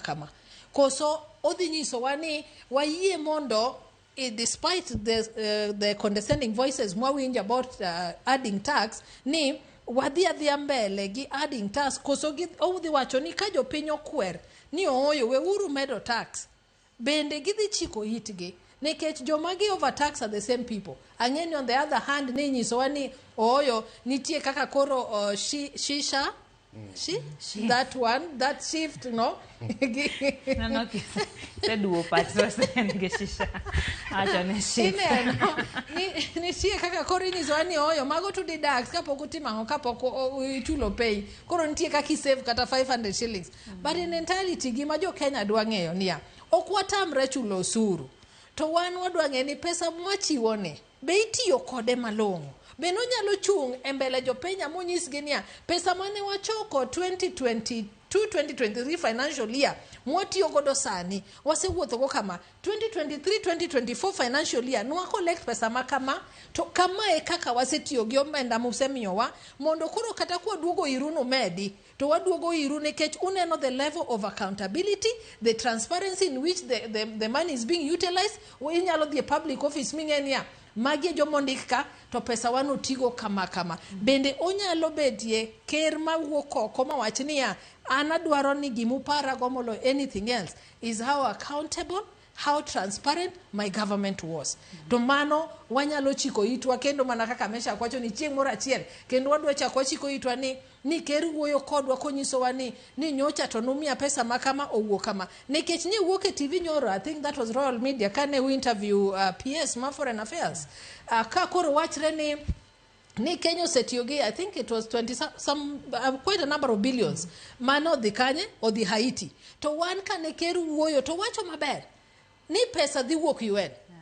Matine ni nitie kaka okti kodwe yo mango maber. That is the transparency in governance. Matine ni gima wadwaro ng'eyo, yes, iwuoyo kodwa ker, to bende nitie kama wanyalo hold you accountable even on your word ni wacho kama to word nicha pod tiyo nyaka kawuono, koso kawuono be wadhi chiko itwa to kiny kendo waduogo analyze. So wacho niya, iparo gik mane ker wachaka onge motimo kata chiel, ka koro wuok chien ni wacho niya, ne gikwer ni Adani onge, Adani giduogo ken gima giwacho ni nitie.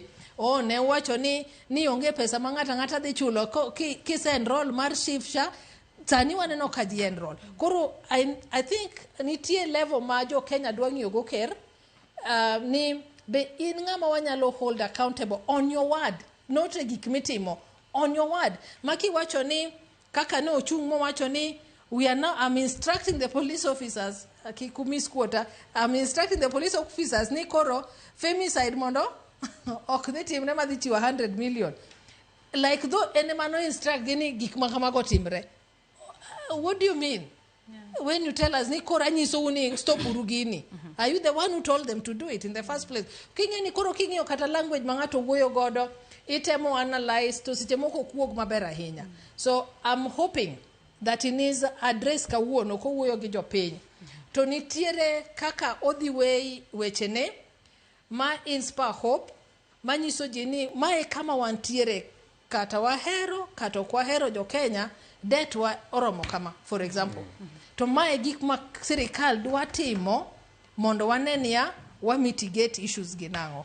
So I'm also hopeful no be way on those areas of governance. Ero kamano wecho kapo kaduogo iro dede nyakorom gajuang pichni achiel kachiel e wang' jowi mari en chal kagima jatend piny koro donjo e od bura malo Nyakorom Gajwang' motelo neno ka jalupne mano Profesa Kithure Kindiki nosechopo en thuolo mokwongo modhi bede e lemo mare kaka jalup jatend piny nyaka na yiere kaka jalup jatend piny Kenya mano bang' thich oko e apisi. Rigathi Gachagua en seche mokwongo kata ke tieng' mokwongo abino dhi chopo e od bura mondo mi koro giwinje twak kuom thuolo mokwongo nyaka na yiere kaka jalup William Ruto kaka jatend piny Kenya.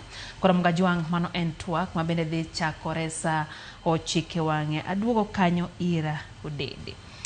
Kiwinjo kaka usetwak ng'eny gigi gin gik ma oganda winjo kaka wuoyo no kendo gin bende nwakawo pach ginonjo kaka Kisumu County ne giwacho ni en mane tumetenga tumepanga. Niso ni mae paro mosedhiro oganda kendo thoth ji mane pachgi mane kaka giwinjo.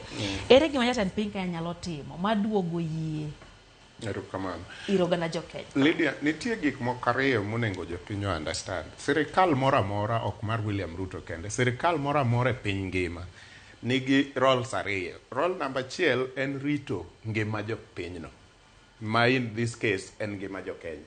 So I'll just go back to my statement. Esama William Ruto dwa loso kodwa ina wakao wer mar piny Kenya.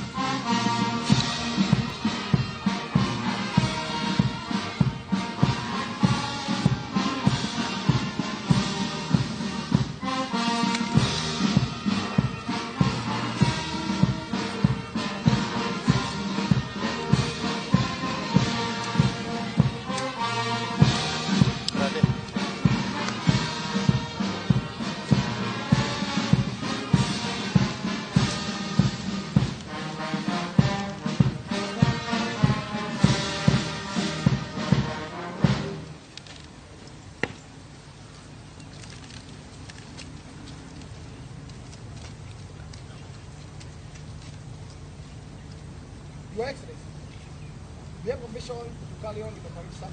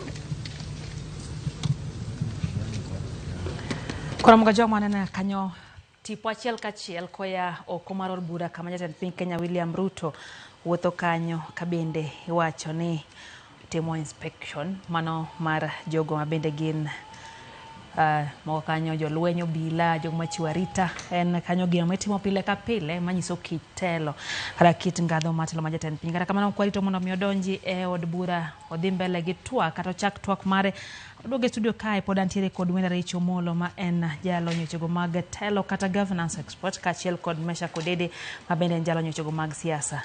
Mesha kama iwach kacha kwadhi e od bura geno ne nyalo paro kuma ne wego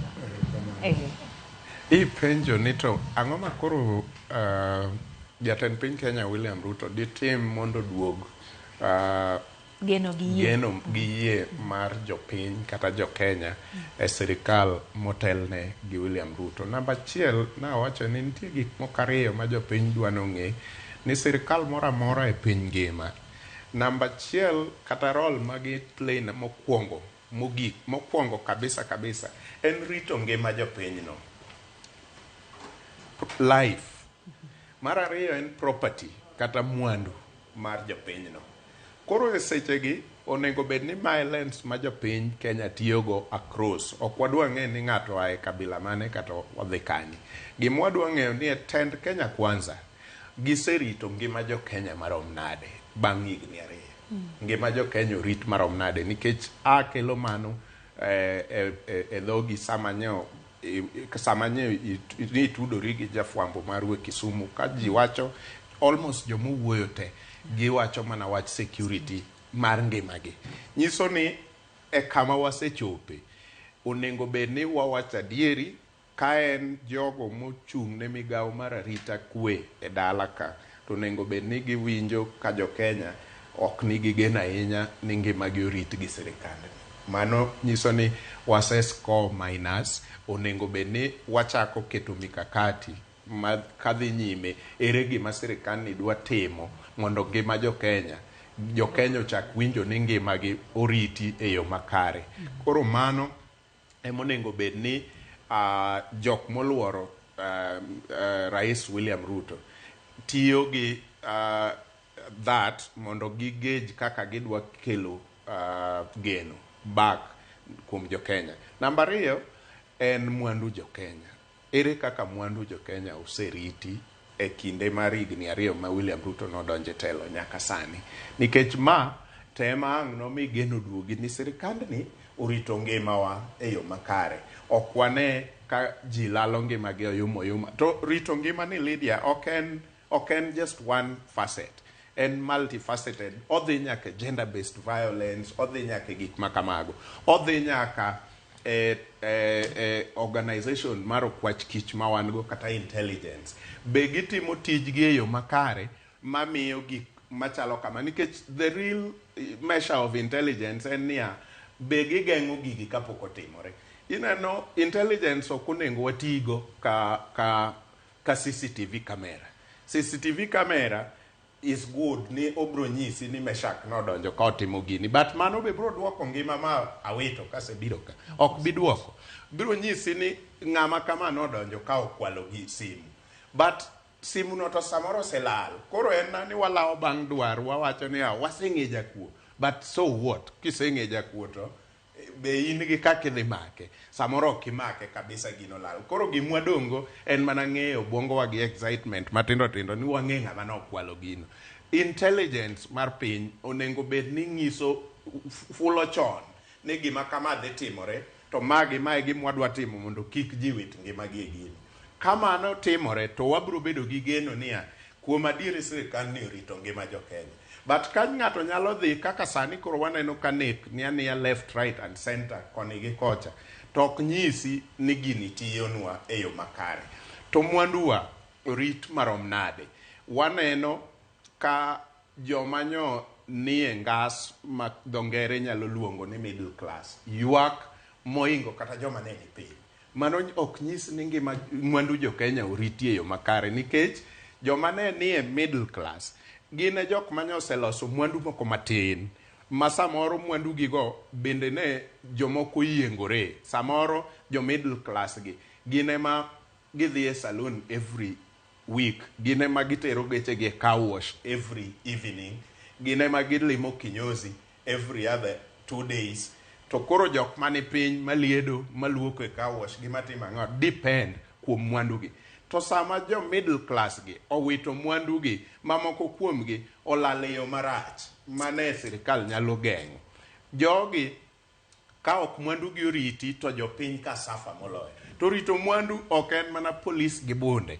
Nitie rito mwandu bende kaluwore gi chike ma watero wakadho mabero kor lwasi mar mwandu jogi mondo medre kaeto gichak gimed rito joma ni piny kata e bwogi. Ni kane an gi gari achiel matere car wash cha odhiambo kodhiambo, samoro ka mwandu na omedore maber anyalo medo gari moro koro atero geche 2 car wash cha odhiambo kodhiambo. Jaluoko cha bedo gi yuto diriyo. To ka oketna taxes makata gari achiel ni otama ole mafuta, takano gari ne dhot. Kase kane dhot to ja car wash maluoko na cha koro kano luoko na diriyo kata didek e juma, to koro bro luoko dichiel kata samoro ok obi luoko nyaka dwe rum, ok obi yuto. Koro rito mwandu jo Kenya ok en ka obeti gi rungu kata bunde chungu e dho dukni. En bende depend on mikakati ma sirikal keto in terms of policy and legal frameworks manyalo bero kor lwasi mondo dukani odongi oa e duka mathin odhi e supermarket. Kane en duka matin manondiko ji 2 to donje supermarket koro ndiko ji 10, to nyiso ni mwandu jo Kenya karo riti kendo e yo maber, omiyo dongruok medore. So magi gik monengo bed ni sama ker timo State of the Nation address to wang'iyo ma deep ni kuom mwandu jo Kenya orit machal nade, to kuom ngima jo Kenya ritruok nitie machal nade kowuok kuom sirikal. Magi e parameters 2 man agombo neno ni jakom William Samoei Ruto owuoye malong'o ma jo Kenya oyiego. Kapo ni oketo gi e tim to bro duoko geno. Na wachako kwa wacho ni it is very bad ni sani kwanata malo 70 kata 80 okoyie ni wan gi jatend piny ma wacho adier ahinya. To gini inyalo reverse kopo ni gik ma oketo gigi e lela kaeto okete tim. Tabu ma wanyalo bedogo en ni kodhi to opambaza wiwa ka okelo data mang'eny ma ok jopiny ne, nikech kopo ni idhi wacho ni waseketo mikakati, it doesn't change anything. Onengo bed ni gimiseketo no jopiny neno, koro in kibiro wuoyo tiwacho result. Ni result mar mikakati manyo waketo osemiyowa, koro sani nyo wawuok kawanie dola achiel ne iuso pesa kama, sani koro samwa wuoyo dola iuso pesa kama. Mano luwore gi mikakati manyocha ne waketo higa mokalo. Kana bire odni ne wawuoyo to nwawacho ni wadhi timo ma, to magi ma osetimore, omiyo samwa bet kani dola koro iuso pesa ma kama. To ma nigi effect kuom jo ohala e yo machalo kama. Ohala ma koro watime kindwa gi pinje moluorowa kata pinje ma oko loka nam chalo kama, to osemedo ji ma koro oseyudo tije ei Kenya ka rom kama. Mage gik monengo bed ni State of the Nation Address keto nwa ayanga. Koro wawacho ni chakre higa mokalo nyaka sani ji osendik marom kama. Unfortunately, wadhi wacho kuom jok mwaseoro oko kata masani jatend migao ringo ka recruit wadhi wacho. To tije mwaselose Kenya ka to kibinjo kiwacho. Mano e wach marachna. To kamana enya odid. Eduko irecho. Na winjo kiwacho wach femicide nek mar joma mine to kuom wach mano wacho odiochieng' manyo jatend piny Kenya William Ruto na kowacho ni stop killing women. Tiere paro mowuok opogore. Oganda moko ne paro ni ma bende ng'ama sirikande osebedo ka nego rawere iwacho ni nego rawere abductions kata ndhiyo ji tok chik bende osebedo ka timore. Nyiso ni jatend piny Kenya gimoro amora mowacho oganda onge go kod yie adieri. Ere kaka ing'iye seche ma hang' nochiw wach motenre kod wach mar femicide miwacho ni be kaka ng'ama miyang' ni bed gi yie ni adier gi bro timgi? Ing'eyo mondo ibi ng'ato bed gi yie kodi, ok en wach miwacho to en tim. Jaluo nogo ngero mowacho ni time dhano, ok gik miwacho. Wacho mbele kacha ni king'iyo jomosenegi, leave alone the abductions, nyimege mosenegi kaka mane oyude kama nokuny en kware moro mano yude ji, I think there was 17 or that around that number, mano kwany kotho. Jogo duto mano kwany chieng'no onge media house mano report ni nentie ng'ama dichuo, nonetheless ane mok na winjo. To joma noketo gunde go duto ne gin joma miyo kata nyiri matindo kinyalo wacho.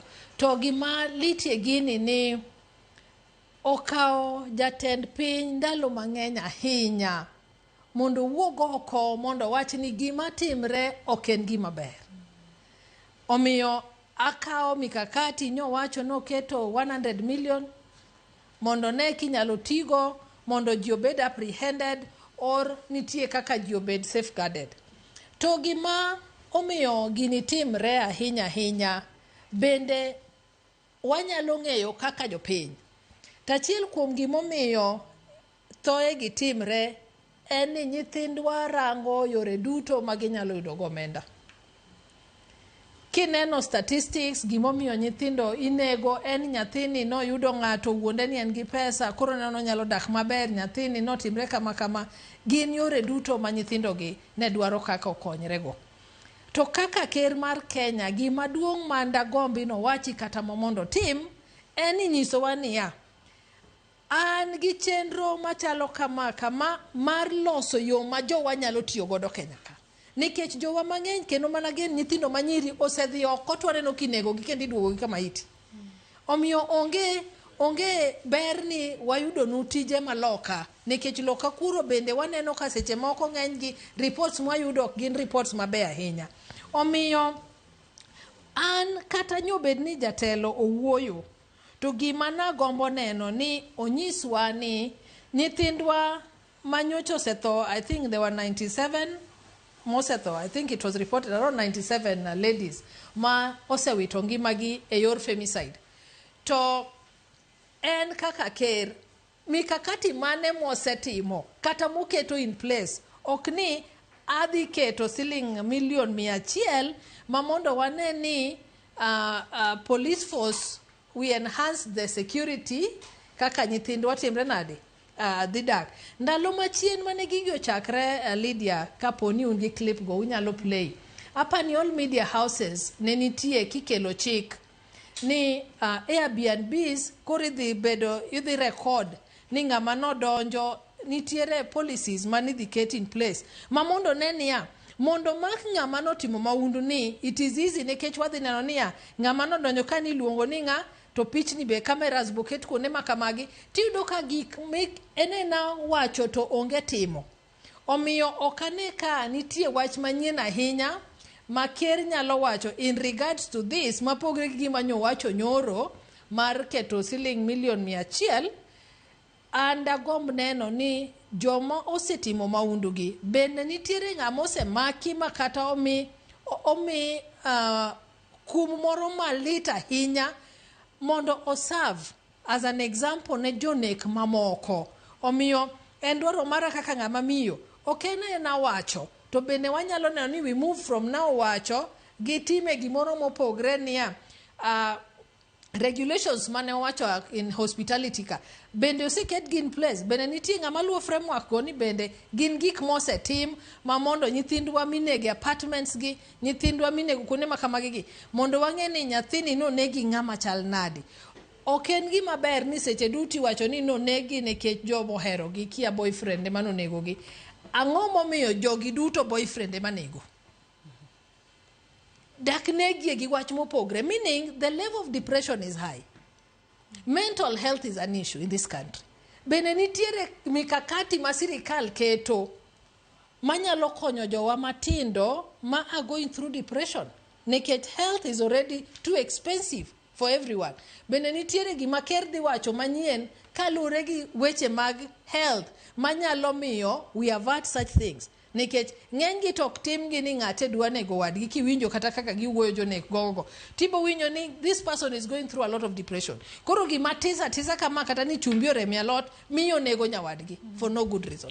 Omiyo an gombo mara eni wawuoge weche mag wawacho waketo to can we now act ni ang'o ma waketo ne rowere wagieki manyalo engage gi mondo gigwe bedo so idle. Ang'o ma watimo mondo nyithindwa giendi oyud kaka gikonyre mondo gin bende gi fall victims ni girango pesa yo mok ber emomiyo ne otimre nadi emomiyo oneggi kuonde minegogi. Olede kwa dogeche mag siasa noneno ka ne nitie drama moro matin e twege mosekadho. Yudo ka kweth ma keto piny tesre thoro wuok ga gi okenge moko moting'o goyo koko moting'o wuoyo gi teko moting'o bende waneno ka samoro oganda luorore kendo te jomoko ma bende activists ma samoro solre machiegni. Kawuono kinya ng'iyo wach broad based government inyalo paro ni be nitiere ji minyal gen ni nyalo wuok mager gi sirikal koso jok mane nya wuok mager sani to donjo sirikal. Erokamano Lydia, I think wach no en wach ma jo Kenya onego okete very keen interest nikech nitie gimoro miluongo ni broad base to how broad the base is to ng'amo ng'eyo malong'o to onge, how broad that base is to ng'amo ng'eyo malong'o madang' wachi onge nikech the term was coined gi president ka Gen Z omonje ni koro en odhi keto broad based to how broad that base became to samoro pok wawinjore ka jo Kenya ni that base is actually now broad kendo koro ji te ni e iye kaka noparo. Mano koro number one. Number two, assuming ni that broad based nitie kendo dhi nyime, notion mantie oko ka en piny onagi nikech wasebedo kwatimo siasa marach as a country ok kaka joluo. Wasebedo kwatimo siasa marach as a country kawaparo ni sama samoro jo nyikwa Ramogi owuok oko kata ka push agenda moro ne piny Kenya tiparo ni gima chalo wach mar keto sirikal tesre en mar joluo. En adita mowene joluo ema chieme kende. Omiyo ka joluo odok chien matin kata omiyo dhogi kata oling ong'iyo komachielo tiwacho ni gini orumo koro onge ng'ama keto sirikal tesre. Kamana nyamesha kodere nyakor mga juang achiel kachiel hatiri nyaki od bura kama twak makamano insa kachano sechakore wadhi od bura.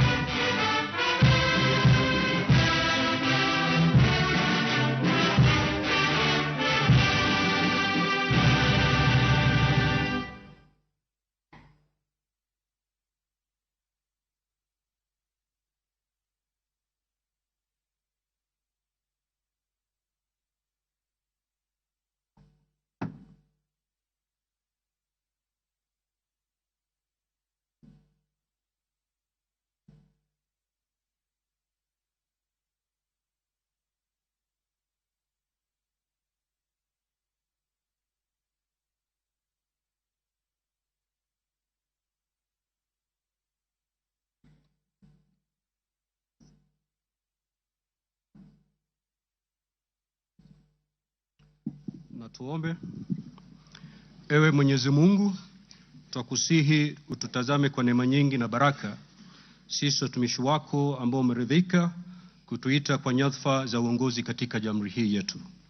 Twakuomba utuajalie tuyatende na kufikiria mambo yote yatakayofikishwa mbele yetu kwa njia ya haki na uaminifu, ili kustawisha amani, ufanisi na heri ya nchi yetu na wale ambao haja zao umezikabidhi mikononi mwetu.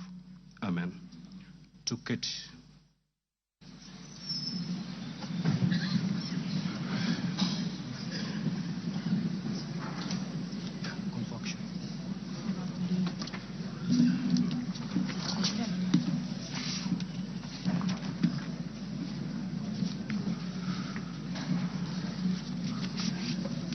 Order, honorable members.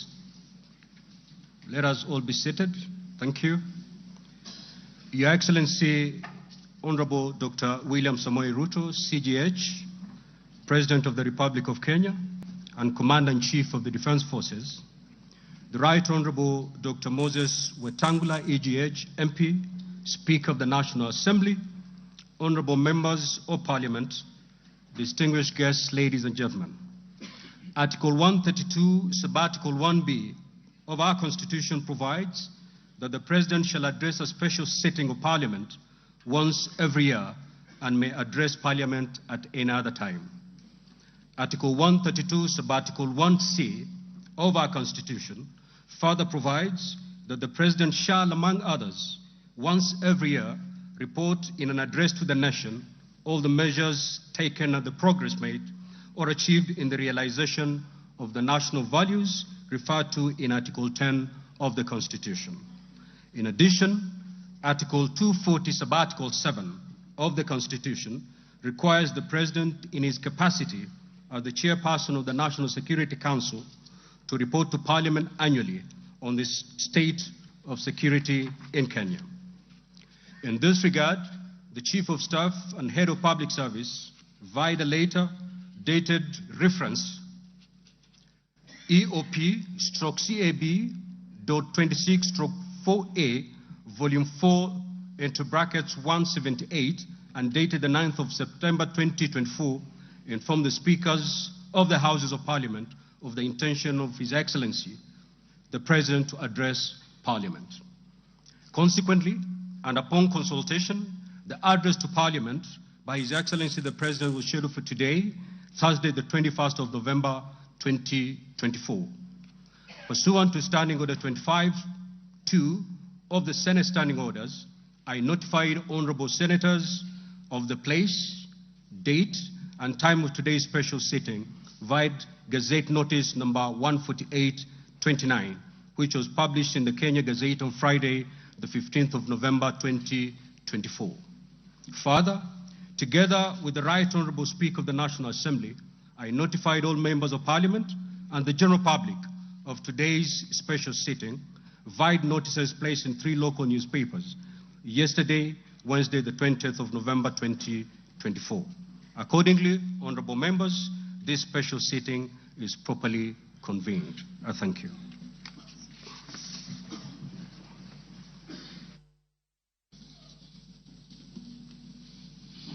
Your Excellency, Honorable Dr. William Samoei Ruto, CGH, President of the Republic of Kenya and Commander-in-Chief of the Defense Forces, the Right Honorable Amason King, EGH MP, Honorable Speaker of the Senate, Honorable Members of Parliament, members of the Diplomatic Corps, distinguished guests, ladies and gentlemen. Article 132(1)(b) of the Constitution requires the President to address the nation once every year and at any other time. Further, Article 132(1)(c) of the Constitution requires the President to once every year report in an address to the nation on measures taken and progress achieved in the realization of our national values. Additionally, Article 132(1)(c)(3) of the Constitution provides that the President shall submit a report for debate to the National Assembly on the progress made in fulfilling the international obligations of the Republic. In this regard, honorable members, by way of a message to the House, His Excellency the President conveyed his desire to address a joint sitting of the Houses of Parliament today, 21st November 2024. Therefore, pursuant to the provisions of Standing Order 22 of the National Assembly Standing Orders, and by Gazette Notice number 15327, which was published in the Kenya Gazette on 18th November 2024, and indeed as also notified to all members and the general public by way of newspaper notification published on 20th November 2024, I gave a notice of this special sitting of Parliament to the members of the National Assembly. Accordingly, honorable members, this special sitting is properly convened. Your Excellency, honorable members, distinguished guests, ladies and gentlemen, this year's President's address comes at a time when the country is set to host the 14th edition of the East African Community Interparliamentary Games. The Interparliamentary Games shall bring together participants from the member states of the East African Community and the East African Legislative Assembly, and are part of the deepening, widening, and tightening of the integration process. The Games are scheduled to commence next month on 7th December 2024 in Mombasa County, and all is set in readiness for these Games. Moving on, Your Excellency, it's in the custom of Parliament to recognize invited guests seated in our galleries. I therefore wish to recognize the following guests who are seated in the Speaker's row. Her Excellency Mama Rachel Ruto, First Lady of the Republic of Kenya, and other members of the First Family. His Excellency Honorable Professor Kithure Kindiki, the Deputy President of the Republic of Kenya and the spouse of the Deputy President, Her Excellency Dr. Joyce Kithure. Honorable Musalia Mudavadi, EGH, the Prime Cabinet Secretary and Cabinet Secretary, Minister of Foreign Affairs and Diaspora Affairs.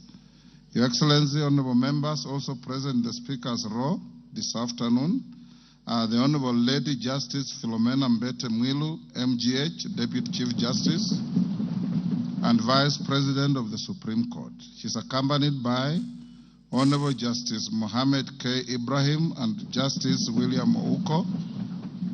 Justice William Ouko, judges of the Supreme Court of Kenya. Also accompanying the Deputy Chief Justice are Honorable Justice Oscar Angote, presiding judge of the Environment and Land Court. Honorable Justice Lady Justice Jemima Wanza Kelly, Judge of the Employment and Labor Relations Court. We are also honored to have in our midst the immediate former speakers of the Houses of Parliament, the Honorable Justin Bedan Njoka Muturi, EGH, the Cabinet Secretary for Public Service and Human Capital Development, the Honorable Kenneth Marende, EGH, the Honorable Kenneth Makelo Lusaka, EGH, the current Governor of Bungoma County, Honorable Ekwe Ethro, and additionally, we also are pleased to be hosting a delegation visiting our parliament from the Republic of the Gambia. Your Excellency, allow me to also recognize the chairperson of the Council of Governors, who is also the Governor of Wajir County, the Honorable Ahmed Abdullahi, and the Honorable Johnson Sakaja, Governor of the City of Nairobi County. May I also accord special recognition to all Cabinet Secretaries present and particularly acknowledge 4 of them who are former ranking members of the Houses of Parliament, namely Aden Duale, EGH, former leader of the majority party in the National Assembly, Honorable Onesimus Murkomen, EGH, former Senate Majority Leader, Honorable John Badi, EGH, Honorable Opio Wandai, EGH,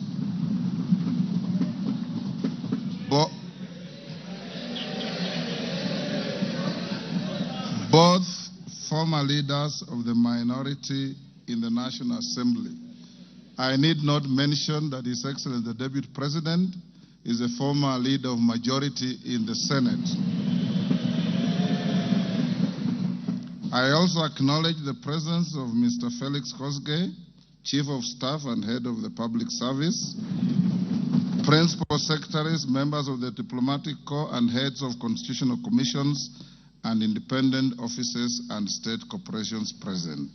They are all welcome to the House of Parliament. Your Excellency, I wish to make a special welcome to Parliament and mention the Chief of the Kenya Defense Forces, General Daniel Kahariri, who is present, and the respective service commanders, the Inspector General of Police, and other leaders of our disciplined forces who are seated at the Speaker's row. Parliament is grateful for your distinguished service to our great nation. To all invited guests, we say karibuni sana kwa bunge letu. Your Excellency, honorable members, distinguished guests, ladies and gentlemen, it is now my singular honor and privilege to invite His Excellency the President of the Republic of Kenya and Commander-in-Chief of the Defense Forces to address this special sitting of Parliament. Welcome, Your Excellency.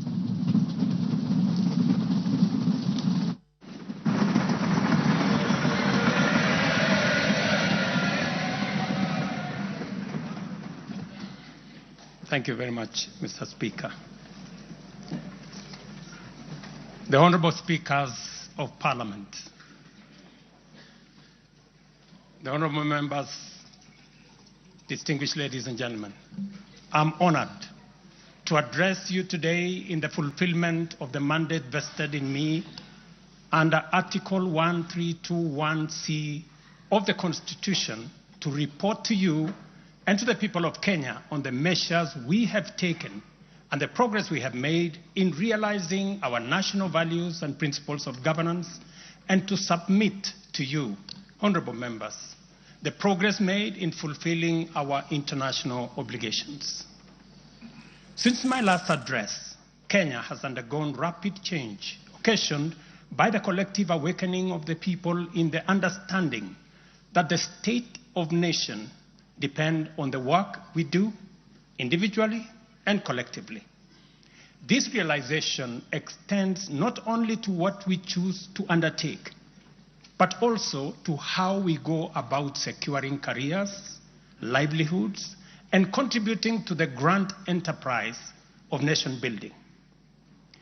There has never been doubt, and now there is none whatsoever, that Kenya is a land of bold ambition, with our citizens always desiring and insisting on the best possible standards, not only for themselves, but also for their families and for our nation.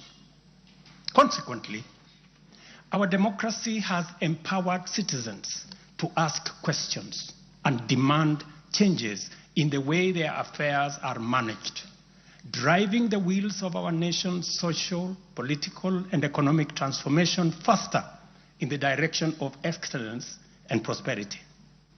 Rare are the times when leadership is ahead of the people.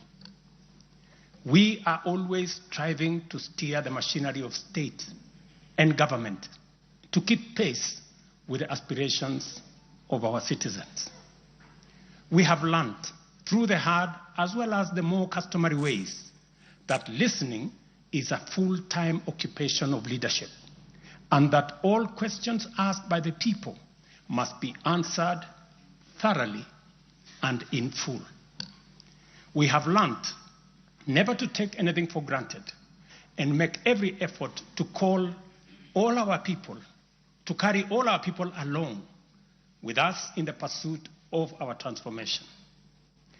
The context in which I make this national address is not only significantly different from previous occasions, but it is also a singular moment with unique historical implications for us all.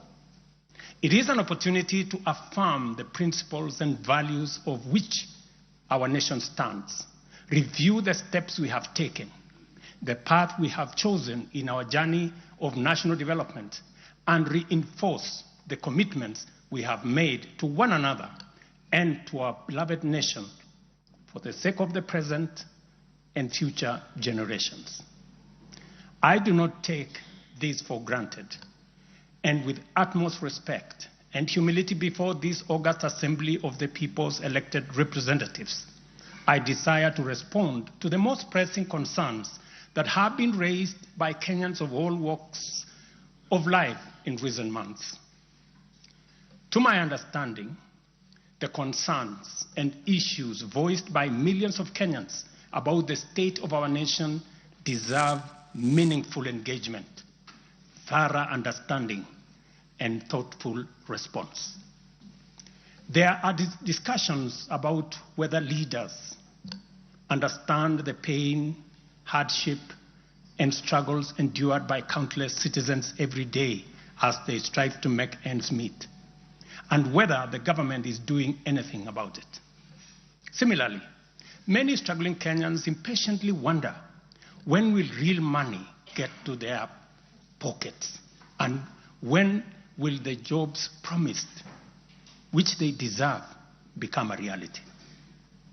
Additionally, there has been conversations about our education system, particularly the transition to the competence-based curriculum, and whether policies in this sector are working for or against Kenyans. Important questions have also been raised concerning the direction of development in relation to democracy, human rights, and fundamental freedoms, as well as the rule of law, transparency, and accountability. Another more direct question that emerges every now and then is whether public policy in this administration is in furtherance of service delivery to citizens or just in aid of political strategy. It is undeniable that for many Kenyans, times are hard and the struggle to meet their daily basic needs remains daunting. It is also true that these conditions have persisted for a number of years now, leading to much frustration and anxiety. Although we have gone a long way to mitigate some of these difficulties, much remains to be done, though we have laid a firm foundation for decisive intervention. I believe that it is critical for us to bear in mind that this administration was inaugurated at an extremely difficult time, characterized by domestic challenges, compounded by regional and global security, geopolitical, financial, as well as climate dynamics. As a result, In 2022, the country's total debt burden was not only immense, but it was also stacked up in the most burdensome manner, leaving very little room for investments in public service or development of critical infrastructure.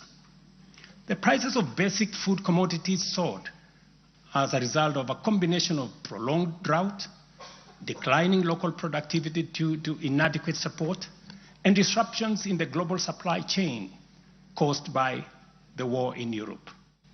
Kenya faced a crossroads of extremely difficult choices, where defaulting on our obligations would have significantly worsened an already perilous situation, and more borrowing was not an option.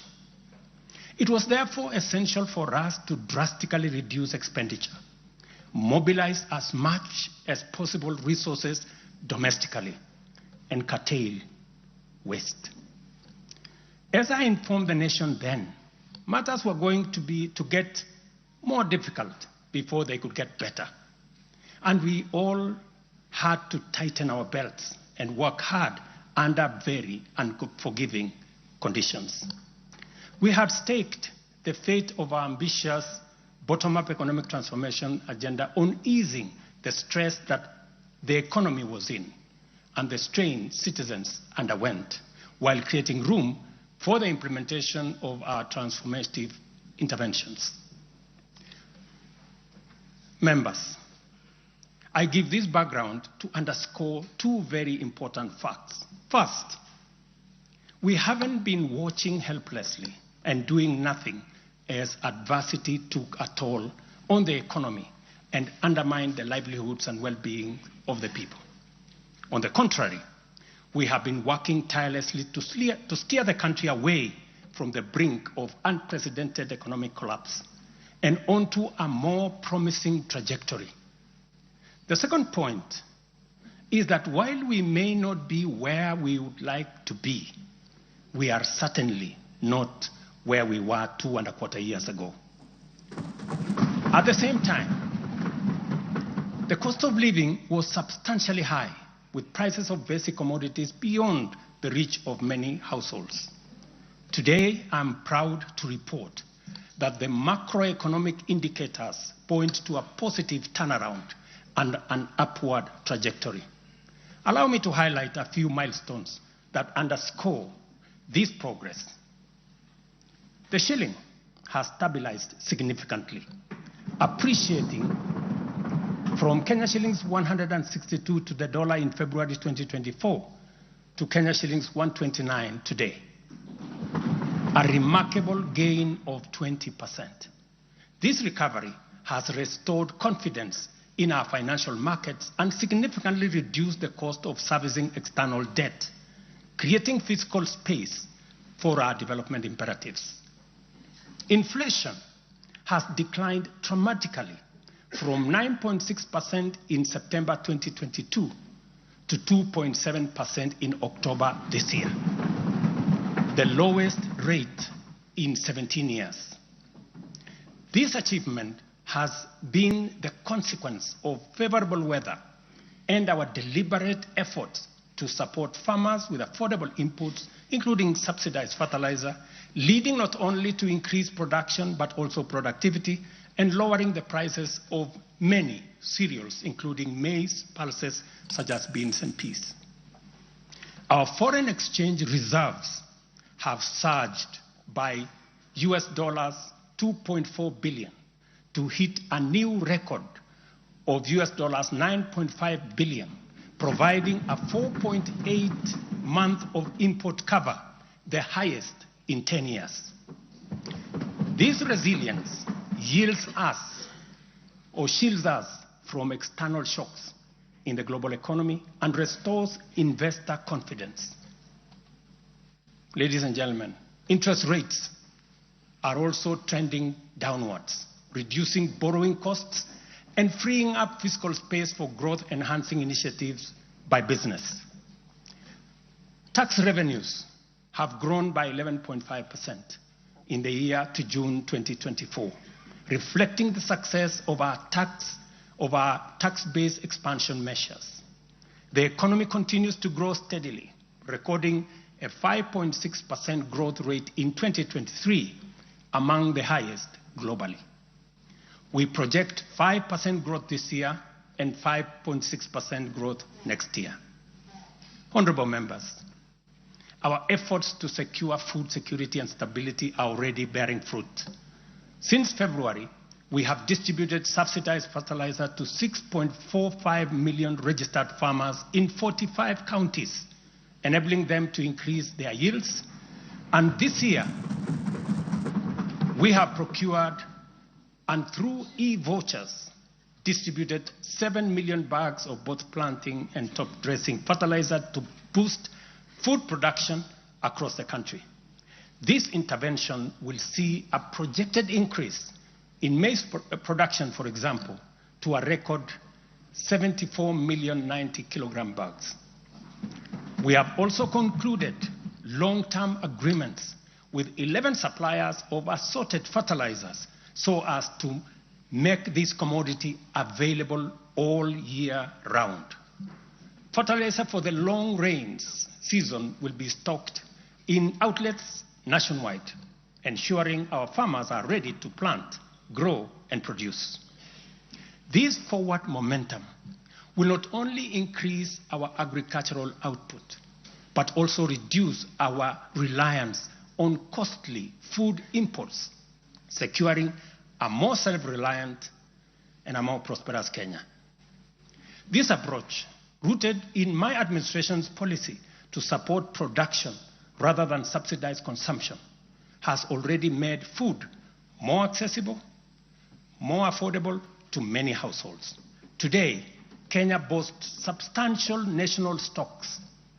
47 million bags of 90 kilogram bags of maize are in our stores. 8.8 million bags of beans, 10.4 million bags of wheat, and 2.1 million bags of rice. Slowly but surely, we are building a food-secure Kenya, where families need not to worry or worry less about their next meal. In the sugar sector, we have achieved a historic milestone. All 17 sugar factories across Kenya are now operational, producing at impressive levels, while 4 new sugar factories are under construction. In July alone, domestic sugar production reached 84,000 metric tons, surpassing the national monthly consumption average of 40,000 metric tons. For the first time in recent history, Kenya is producing enough sugar to meet our local demand. This success is attributed to many factors: subsidized fertilizer for sugarcane farmers, an additional 500,000 acres that has been brought under production, and improved management of the sugar sector, which have revitalized production and brought the industry back to life. I just signed, as you know, the new sugar laws to provide further policy guidance as we seek to be a sugar exporting country shortly. In the coffee sector, we are on track to increase exports from 51,000 metric tons this year to 150,000 metric tons by 2027. The government has also raised disbursements from the Cherry Advance Fund from 2.7 billion to 6 billion Kenya shillings, complemented by an additional disbursement of 1.5 billion by the Commodities Fund. Average prices at the Nairobi Coffee Exchange have risen by 25%. And in the last financial year, the country produced and exported 48,000 metric tons, earning farmers Kenya shillings 25 billion. Additionally, 320,000 bags of fertilizer have been allocated specifically for the coffee sector, and we will be working with cooperatives to make sure this fertilizer is distributed at the nearest possible destination to the farmers. These interventions are expected to boost smallholder farmer earnings from Kenya shillings 300,000 to 500,000 per acre annually by the year 2027. The dairy sector remains a vital value chain with a quick turnaround impact on households in the economy. The government of Kenya has released and you members approved 3 billion shillings to modernize the new KCC, ensure farmers are paid on time, and maintain a high price of Kenya shillings 50 per litre. As a result, intake to KCC has increased from 100,000 litres a day to 220,000 litres a day by last month. Other strategic interventions include the extension of duty-free imports for feed manufacturing raw materials, subsidized artificial insemination services, and the reduction of sexed semen costs from 7,000 to 2,900 through the Kenya Animal Genetic Resource Center. These measures have led to a 14% increase in milk production from 4.6 billion litres in 2022 to 5.2 billion litres in 2023, with projections exceeding 6 billion litres this year. The value of exported dairy products has nearly doubled, rising from Kenya shillings 4.8 billion in 2022 to Kenya shillings 7.2 billion in 2023. These gains demonstrate how targeted policies can deliver tangible benefits to dairy farmers and drive growth in our economy. Honorable members, by 2022, the education sector was in a crisis with a lack of clarity in transition to the competence-based curriculum, a shortage of 110,000 teachers, and 23 out of 40 public universities were technically bankrupt and at risk of closure. Among those facing severe challenges were huge institutions such as my own alma mater, University of Nairobi, Kenyatta University, Moi University, Egerton University, Maseno University, Masinde Muliro University.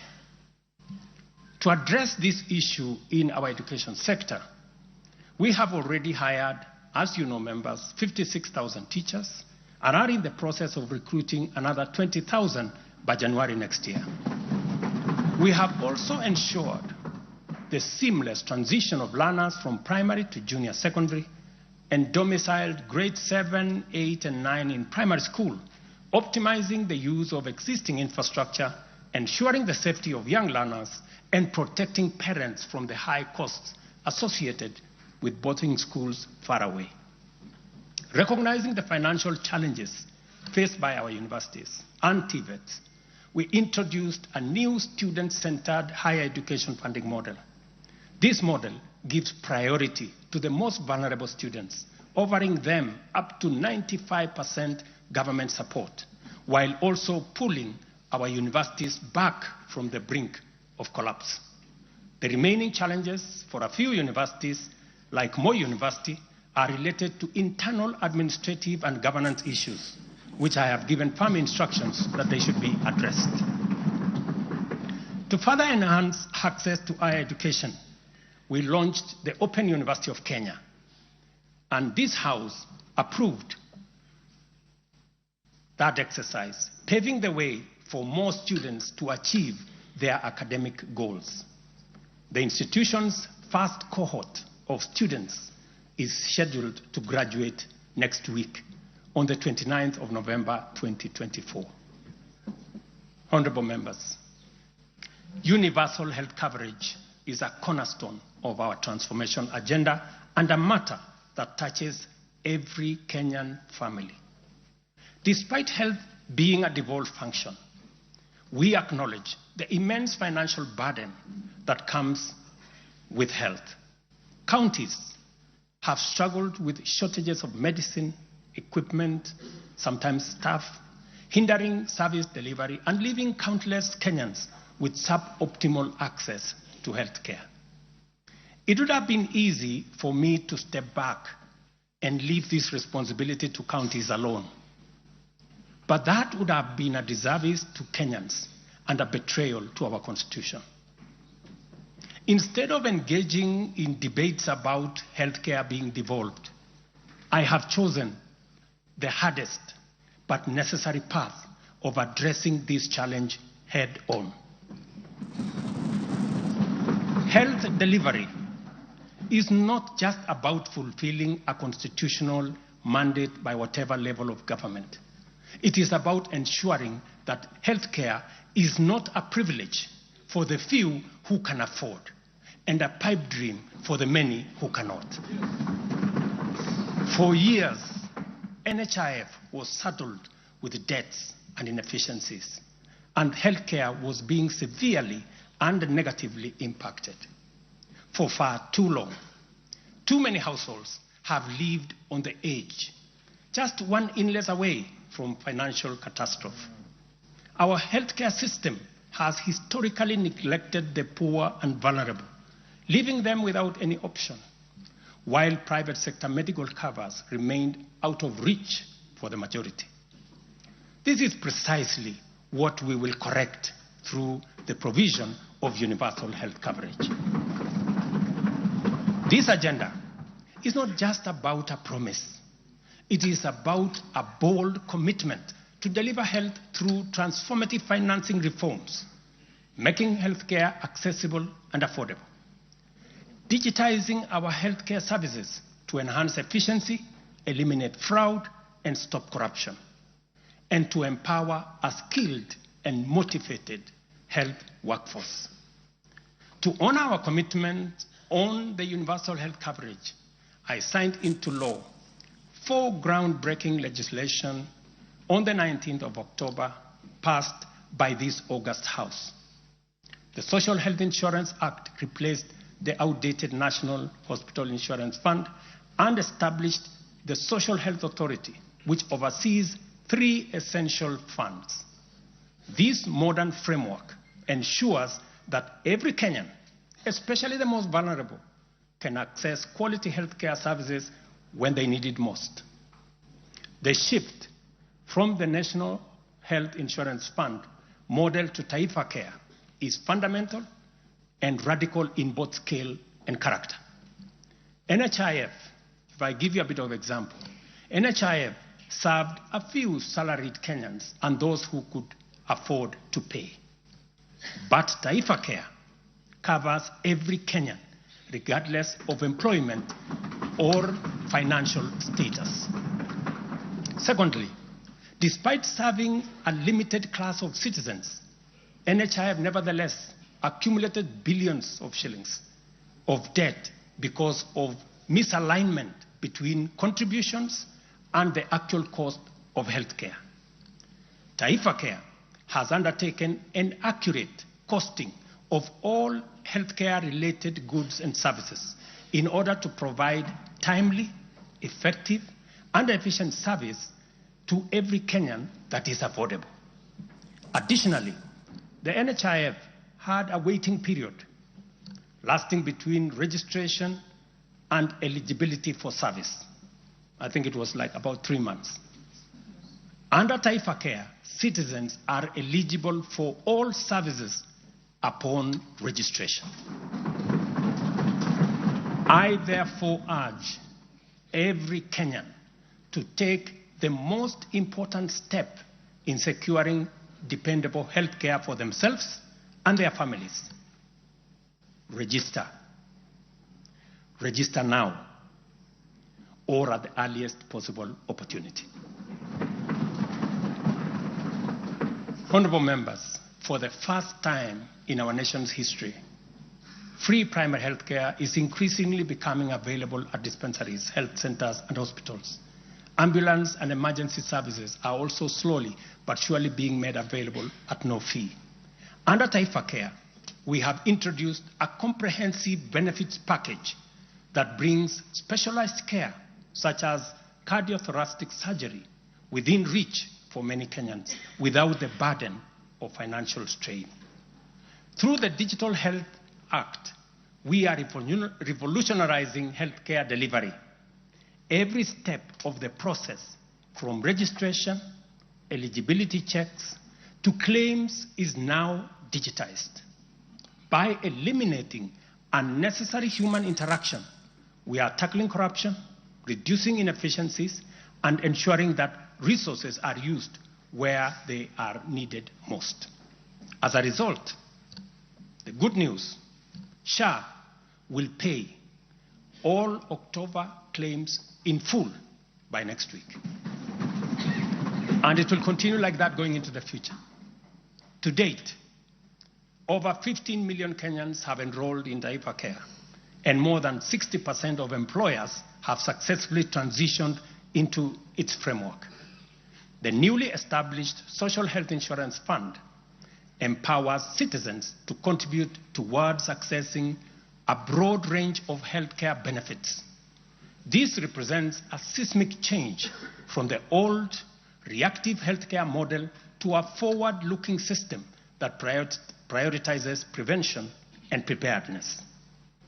Once the transition from NHIF is complete and SHIP becomes fully operational, Kenya will have a healthcare system that guarantees dignity, peace of mind, and equitable access for every citizen for the first time in our 60 years of independence.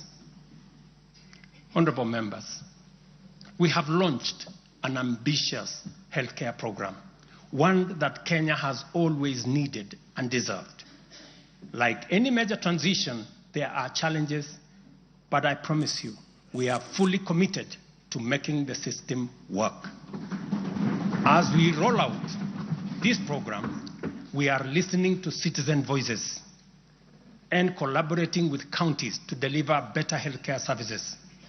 Through the Facility Improvement Fund, which you in this House passed, we will ensure that hospitals are equipped with the tools they need, medicine, equipment, and other resources necessary to provide quality care, while involving citizens in decision-making at every facility. We are now doing the heavy lifting, clearing decade-old debts, ensuring access to medicine and equipment, and stabilizing a system that had failed too many for too long. We are building a healthcare system that serves every citizen with equity and dignity. Over the past month, we have disbursed Kenya shillings 5 billion to settle historical debts owed to the public, private, and faith-based medical facilities, some of which have been pending for over a decade. Another 3.7 billion will be disbursed tomorrow. This underscores our commitment to ensuring uninterrupted delivery of healthcare services, and we will continue to clear the remaining balances in a phased-out approach over the coming months. This sustained effort aims to restore confidence in the healthcare system and ensure seamless access of quality services. Honorable members, there is a compelling body of data projecting that not only is the future of humanity urban, but also that Africa has the fastest rate of urbanization. Kenya is no exception, and in fact, many of our counties are urbanizing rapidly. Dear Kenyans, we have a date with an urban future, and the only choice we have is what this urban future will look like. Will it be characterized by decent, dignified, safe, and livable neighborhoods and communities? Or will it be haphazard, unsanitary, unsafe slum dwellings? This is the fundamental question that our affordable housing plan seeks to answer. Kenya has a serious housing deficit, and the cost of housing is beyond the reach of the majority. While the social and economic efforts of this shortage are far-reaching, rent as a component of the cost of living is unsustainable.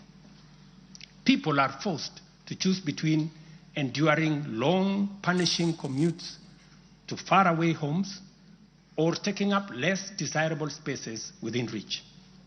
Supplying the number of units required to fill the affordable housing gap requires us to undertake construction throughout the country at the rate of 200,000 new housing units every year for 10 years. Many people have asked why they should be interested in affordable housing project in rural areas. If you look around, you will witness the signs of our urban future. Land sizes are becoming smaller as the population grows in rural agricultural areas. To protect agriculture and food security from the effects of uncontrolled land fragmentation, urbanization must be planned and must be controlled. And the affordable housing program is therefore a vital component of integrated land use planning and development program that we are implementing throughout the country and in every county. Each unit of housing drives demand for different types of labor, professional services, and materials, bringing laborers, masons, bricklayers, artisans, electricians, and carpenters, as well as architects, engineers, and quantity surveyors, lawyers, real estate economists into the equation. Affordable housing is also a major opportunity for manufacturers, developers, and other industries.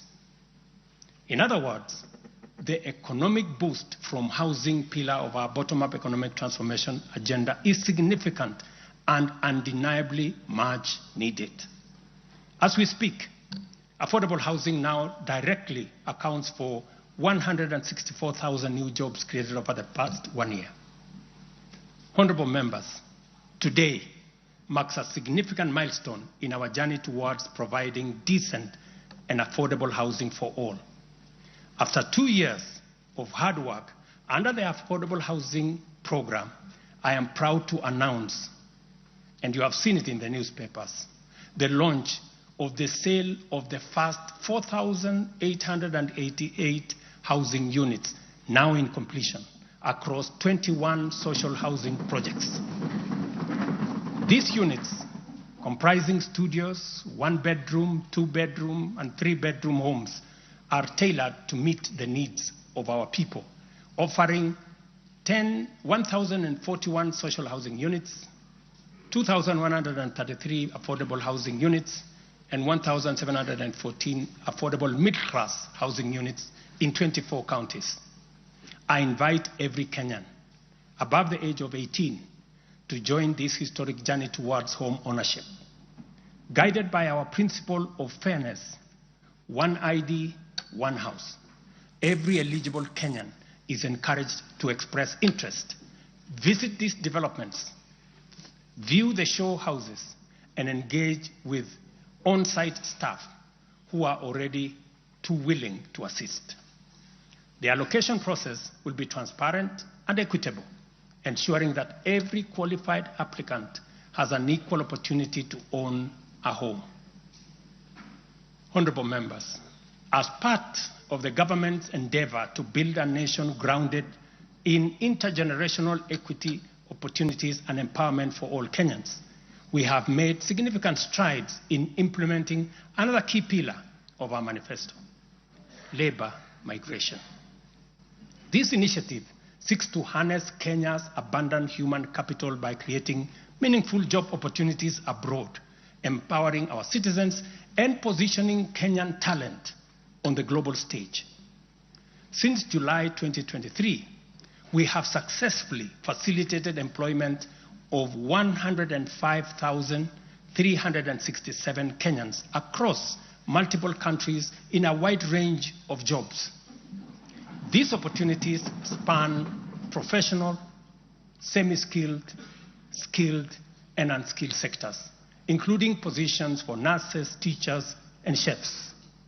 The National Employment Authority, the lead agency driving our ambitious initiative to create jobs opportunities for qualified Kenyans locally and internationally, currently has a role of 560,000 job openings worldwide.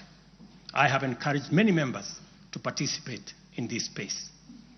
Our focus extends beyond destinations such as the United Kingdom, Canada, Australia, Bahrain, Oman, United Arab Emirates, Germany, Saudi Arabia, Kuwait, and Qatar.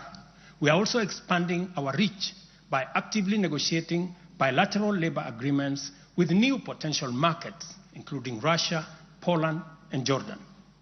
These efforts are driven by our commitment to open up new pathways for employment, ensuring that Kenyans are well represented in the global workforce. In the digital economy, we are expanding last-mile fiber optic connectivity using the extensive Kenya Power Transmission Lines network to the most remote and underserved areas of Kenya, and making significant strides to establish digital and ICT hubs. This has created a foundation for digital transformation, enabling IT economy workers, young digital creators, and entrepreneurs to access a wealth of opportunities locally and globally. By bridging the digital divide, we are empowering our youth to compete on an equal footing in the global marketplace and showcasing Kenya's ingenuity and innovation. I congratulate members of this august House for being part of this grand digital plan. Your support, encouragement, and effort is duly recognized. We have also prioritized the empowerment of individuals within the informal sector by unlocking their potential through targeted investment. This includes accessible loans, capacity building programs, and regulatory reforms designed to ease growth. A notable achievement is the partnership with the banking industry, which I participated in a month ago. This extended an additional 150 billion in loans to micro, small, and medium enterprises, complementing the government's efforts to nurture this vital sector. On financial inclusion, we have made remarkable progress through the Hustler Fund. To date, this innovative initiative has disbursed Kenya shillings 60 billion, benefiting 24.6 million Kenyans and mobilized over 3.3 billion in savings. The fund maintains a repeat customer base of 8.5 million beneficiaries with a repayment rate of 79%. To mark the fund's second anniversary, we have taken a bold step by launching a third product specifically tailored for small and medium enterprises.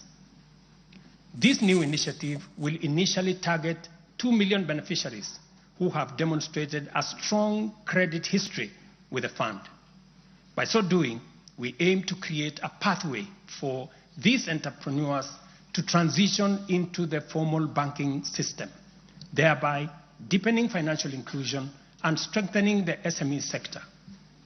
This milestone underscores our commitment to build a financially inclusive and economically resilient nation.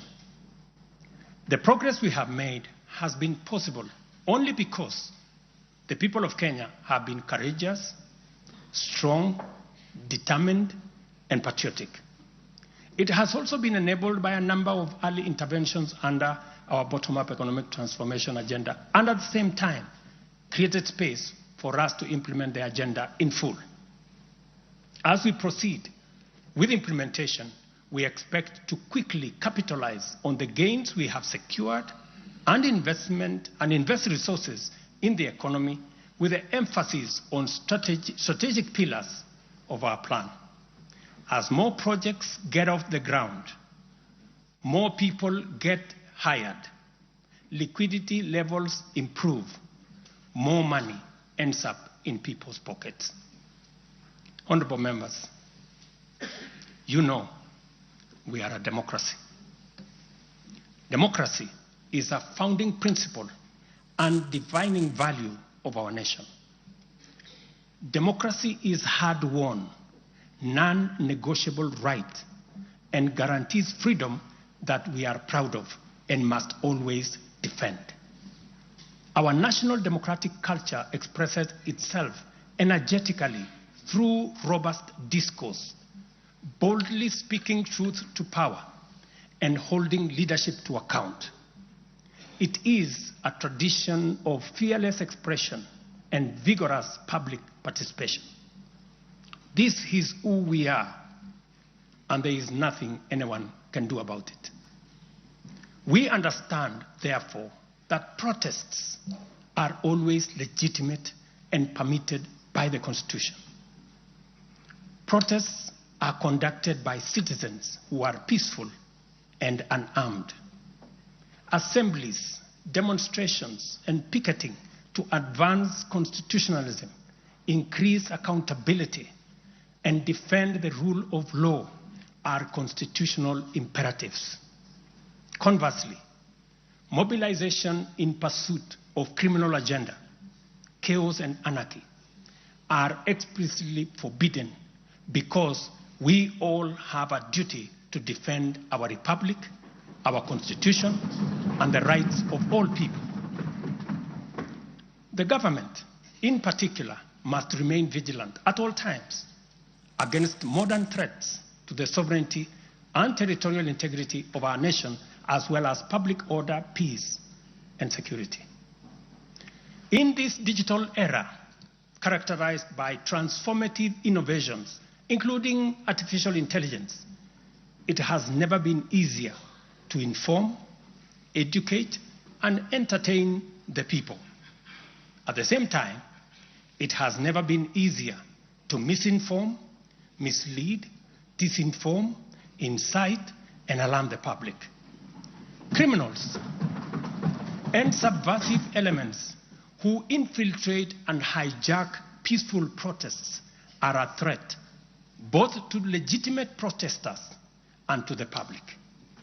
Incidences of violent criminality in the name of protests threaten the safety of innocent people, public assets, private property, and the social order. The tension here is stark. We have a democracy which we are proud of, must defend, and should deepen by all means. And at the same time, we have citizens whose lives, rights, we must protect, and a nation whose security, stability, and prosperity we must safeguard. The task at hand is complicated if citizens and state agencies dilute the distinction between the lawful and the criminal, the just and the unjust, thereby making it difficult to tell protesters and security officers from bandits, gangsters, and criminals. It is only by following the law that we are able to achieve our aims and apportion accountability properly. It should not be possible for robbers and looters to escape accountability by claiming that they were taking part in a protest. Likewise, it should not be possible for security officers to wound, maim, or even kill citizens and claim that they were engaging violent criminals. We all have a duty to make the necessary distinction and to do so clearly to protect democratic expression and guarantee public safety and security. I must now confront an issue of widespread concern regarding the relationship between citizens and the security services in the context of immense threat and intense political dynamism. Numerous allegations have been made concerning disappearance of people during protests. A number of these cases have been resolved, while others have been uncovered as fake news, undermining efforts to find genuine cases of missing persons. A good number of alleged disappearances have also turned out to be arrests made by police officers. In such cases, the suspects have been duly arraigned in court. I must, however, make it very clear that there is no attempt to justify or excuse illegal arrests. Such would be a serious threat to the life and liberty of citizens. I condemn any excessive or extrajudicial action which puts the life and liberty of any person at risk, including disappearances and threats to life. I urge all Kenyans with information about such cases to forward the information to the Directorate of Criminal Investigation and to IPOA, where they suspect members of the police service to be implicated. I am aware, for example, that many of the cases that have been raised are being handled by the Independent Police Oversight Authority, an important step in accountability and justice. Many citizens, as well as various organizations representing and championing women's rights and welfare, have expressed concern about gender-based violence and the increasing cases of killings of female victims by male criminals motivated by primitive expressions of gender-based brutality and impunity. Left unaddressed, these incidents will cause the women of our nation to feel increasingly unsafe, even in their own homes. This is both tragic and unacceptable. It also complicates, in disturbing ways, the struggle by Kenyan women for inclusion, for equality, for dignity, social justice, their rights, their protection, a section of our society that has been marginalized for a long time. I am aware that most of these cases of murder of women by men have been investigated and prosecuted. It is my hope that in due course, those found culpable will face the full force of the law. Members, it is time for each of us, political leaders, public officers, religious leaders, traditional institutions, and family members, to do our part in raising boys into morally upright men who will never need to affirm their masculinity at the expense of women, but instead contribute to making our society just, safe, equal, and inclusive. I appreciate women leaders who have taken time to engage me and propose solutions to address this issue. I have held discussions with other leaders in government, and I have tasked the Deputy President to reach out and facilitate collaborative, broad-based, and multi-sectoral deliberations and recommend effective and radically transformative and affirmative action within the next 6 months. This Parliament will recall that early in my tenure, I engaged the leadership of both houses with recommendations on a working formula to actualize meaningful inclusion of women in national leadership. We must seriously question the drivers and the motives of resistance and reluctance to take the next step in actualizing the 2/3 gender rule.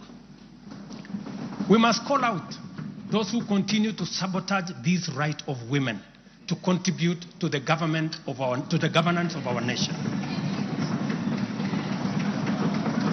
Women are not second-class citizens. They deserve equal representation at all levels.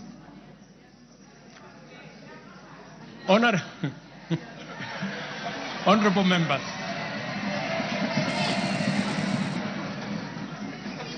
without a doubt, honorable members, without a doubt, every shilling of our national revenue matters and must be used to deliver maximum value to Kenyans. Wastage, corruption, and the abuse of office are grave risks to national transformation and a direct threat to the well-being of the people. I have given my full commitment to serve as a responsible steward of public resources. To begin with, I have championed the automation and digitization of government services and revenue collection to promote transparency, seal loopholes that lead to revenue losses, enhance accountability, and eliminate opportunities for corruption, therefore improving efficiency, transparency, and integrity. I am delighted to report to this House on the dramatic improvements we have recorded by automating and digitizing our revenue collection and service delivery through eCitizen.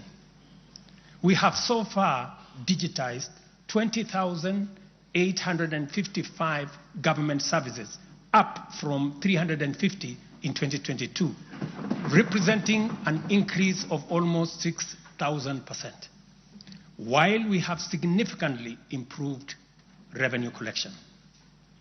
Take the case of Kenya Wildlife Service, whose total revenue for the year ending June 30th, 2023 was 5.3 billion. But after implementing a digital revenue collection system, the revenue grew to 7.6 billion in the year ending June 30th this year, representing a 43% increase. This initiative alone has firmly put KWS on the path to self-sufficiency, freeing the corporation from reliance on exchequer support. I commend the teams at KWS, as well as all other government institutions that have leveraged technology and the digitization process to improve revenue collection. Under the Digital Health Act that you members passed in this House, we are determined to enhance efficiency and transparency provided by technology in the provision of healthcare services to eliminate fraud and fake claims. Tax revenue mobilization by the Kenya Revenue Authority, starting with its customs revenue system, is equally being worked on to ensure that revenue leaks are eliminated. Because corruption is a serious risk to social justice, sustainable development, and national security, and the bottom-up economic transformation agenda, I am harnessing our working relationship with other arms of government to encourage the judiciary and parliament to enhance integrity and efficiency by adopting digitization and automation. As I do so, I must caution that all these measures will only achieve intended results if, and only if, the institutions charged with combating corruption and promoting efficiency and integrity stop hiding behind the transparent screen of independence and rise up to meet the people's expectation on matters integrity. Let me say this. It cannot be the case that the Director of Public Prosecutions keeps dropping cases because somehow they are unable to produce witnesses. It cannot also be the case that corruption suspects rush to court to obtain anticipatory bail that shields them from due process and enables them to compromise investigations. There is also no reason for corruption cases to drag in our courts for years, when the same courts are able to determine election petitions and related disputes within 6 months. Members, it is also unacceptable for the Houses of Parliament to deny the nation a much-needed instrument in the war against corruption by continuing to sabotage the passage of the Conflict of Interest Bill.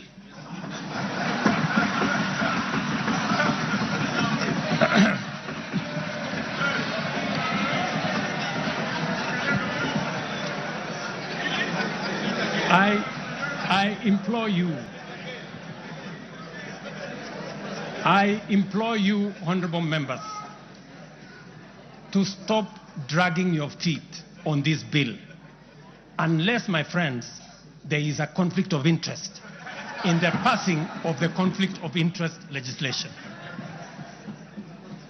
Similarly, the National Treasury has been dragging its feet in the implementation of an e-procurement system for the last 10 years. Today, I have directed the National Treasury to roll out the e-procurement system by the end of the first quarter of 2025 and ensure that going forward, only procurement undertaken through this system is sanctioned and paid for. Of the many difficult assignments I have undertaken, this fight against corruption is one I now take on with resolve going forward. Let this serve as notice to all. Independent institutions charged with this responsibility must up their game, pull up their socks, and match up to the expectations of the people of Kenya. Honorable members, I have stated in the past and now reiterate today that in the face of undisputed evidence or credible information on corruption, I will not hesitate to take decisive action.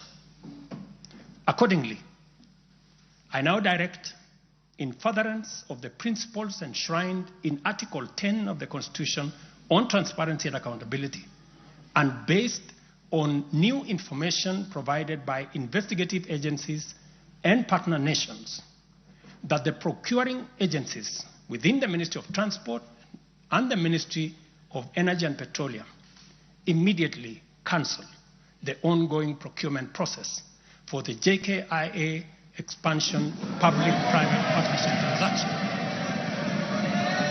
as well as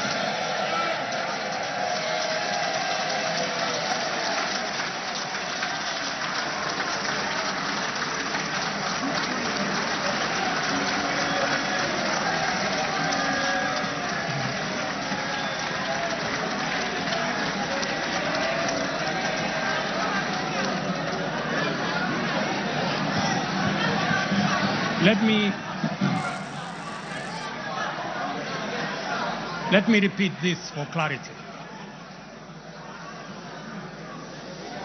I have said that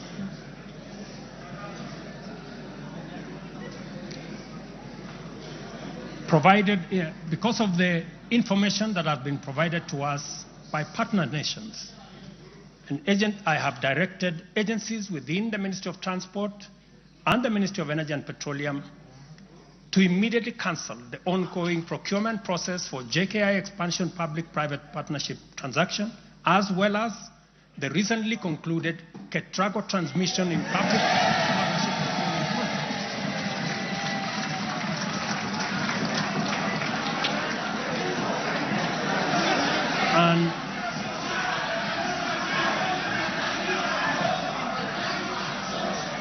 And immediately commence the process of onboarding alternative partners, because these are important projects.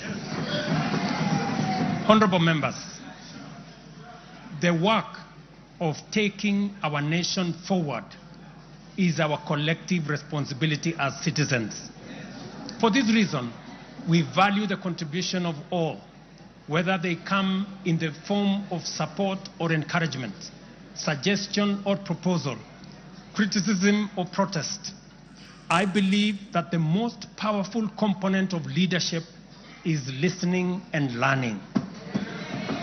Therefore, I engage with you and listen to all citizens, their elected leaders, public officers, administrators, teachers, and other professionals, learners and the youth, farmers, fisherfolk, pastoralists, traders, craftsmen, artisans, nurses, doctors, community health promoters, and workers across all types of sectors in every sector. I listen too to religious leaders, the civil society, industrialists, entrepreneurs, and professionals. Their contributions and everyone else's have my full attention and commitment to respond through positive, affirmative action that takes the national transformation endeavor forward. I commit to continue listening and acting, to engage, debate, deliberate with you, and to take your input into consideration in serving our nation. By design, The bottom-up economic transformation agenda is defined by its capacity to elicit feedback in the course of implementation and incorporate the same in making improvements and further progress. With every input from stakeholders, our ability to drive progress increases. By listening to you and to every Kenyan, I am able to serve this nation better. As we take part in this necessary discourse, I want to make one thing very clear. I'm fully invested in the success of the strategies, policies, programs, and projects under our plan.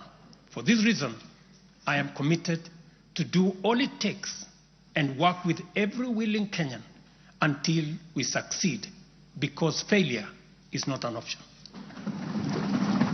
Given the challenges our nation has faced, it has become clear, honorable members, that overcoming these obstacles requires the collective energy, the collective wisdom, ideas, and goodwill of Kenyans of all political, cultural persuasions, religious beliefs, and walks of life.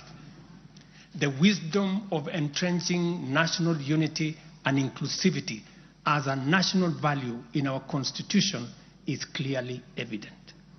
Our diversity is our source of power. And this moment in the history of our nation calls for radical collaboration to transcend our challenges. We do not have the luxury of magnifying our differences. It is time for all of us to pull together and usher the nation into the future of our dreams.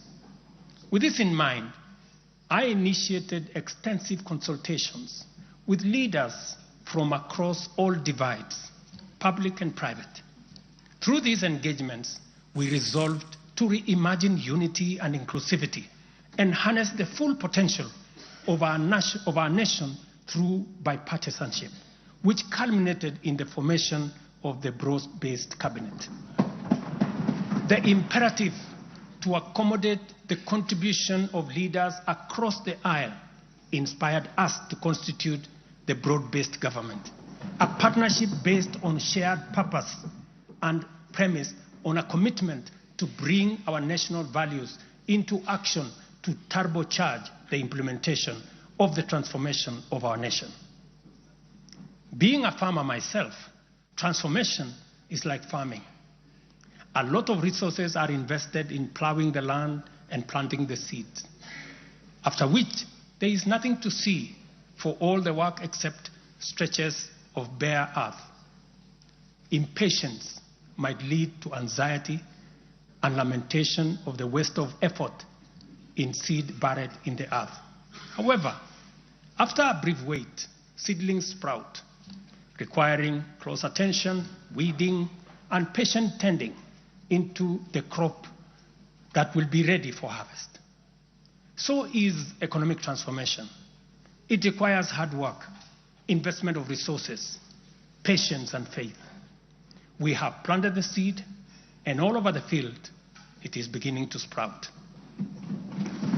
While admittedly there remains much to fulfill, our collective hope to deliver the national economic transformation that this nation so dearly deserves is on course.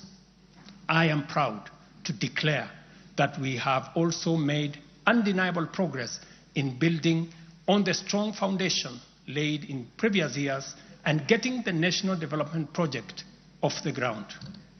Honorable members, from the reports that I have the honor to table for your consideration and debate, there is reason to be optimistic that our forward march is unstoppable and that our capacity and commitment to live and work by our national values and principles of governance are stronger than ever before.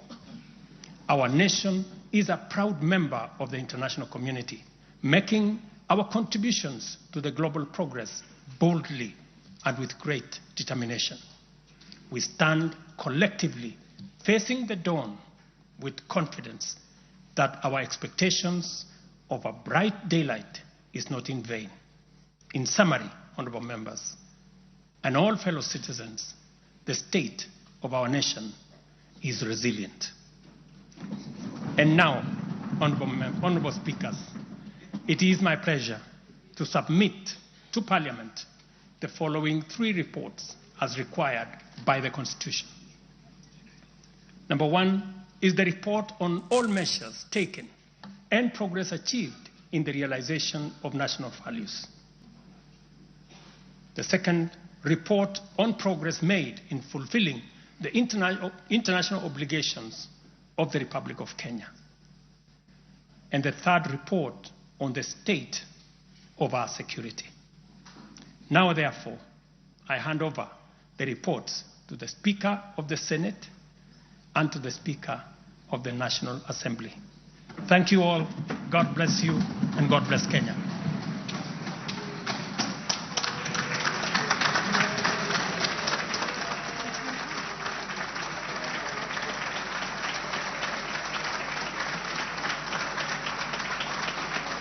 Well done.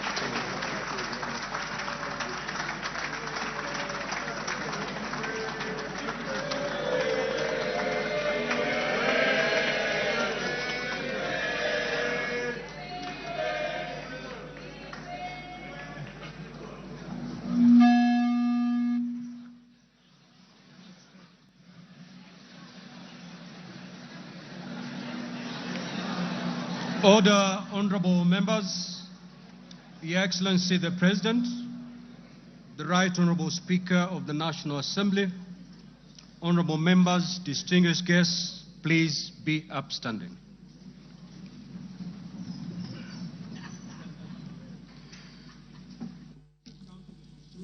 Business of the day, and it is now time to adjourn.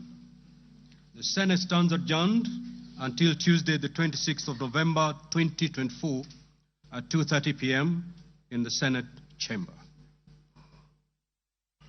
Honorable members of the National Assembly, the National Assembly now stands adjourned until Monday, 25th November 2024, at 2:30 p.m. May I also take this opportunity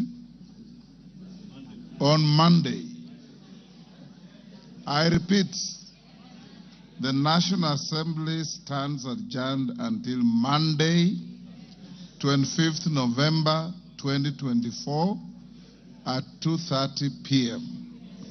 May I take this opportunity to invite all honorable members and our guests to a reception at the Parliament courtyard. May I also request all of you honorable members and our guests to remain standing in your places until the procession of His Excellency the President and the speakers of the two houses leave the chamber.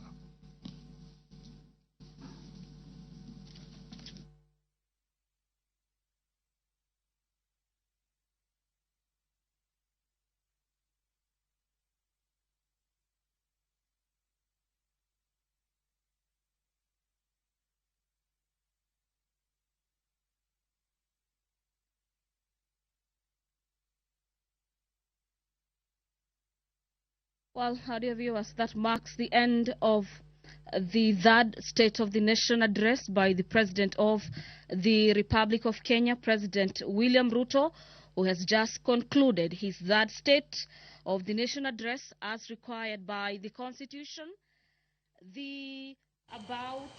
Mana kamano mano network moyiedhi mano okelnwa kod Jatend Piny Kenya Dr. William Ruto, mabende oloso kuom weche mopogore opogore ma sirkal mare osetimo kaachiel gi mamoko mabende gigeto timo e pacho ka bang'e noero to spika mar od bura mamalo Moses Wetangula olando ni od bura koro dhi e yweyo nyaka juma manyien. Gi e thuolo ni eri gima duong' ahinya maneno ka jo od bura bende morgo en wach rucho oko orak mar Adani.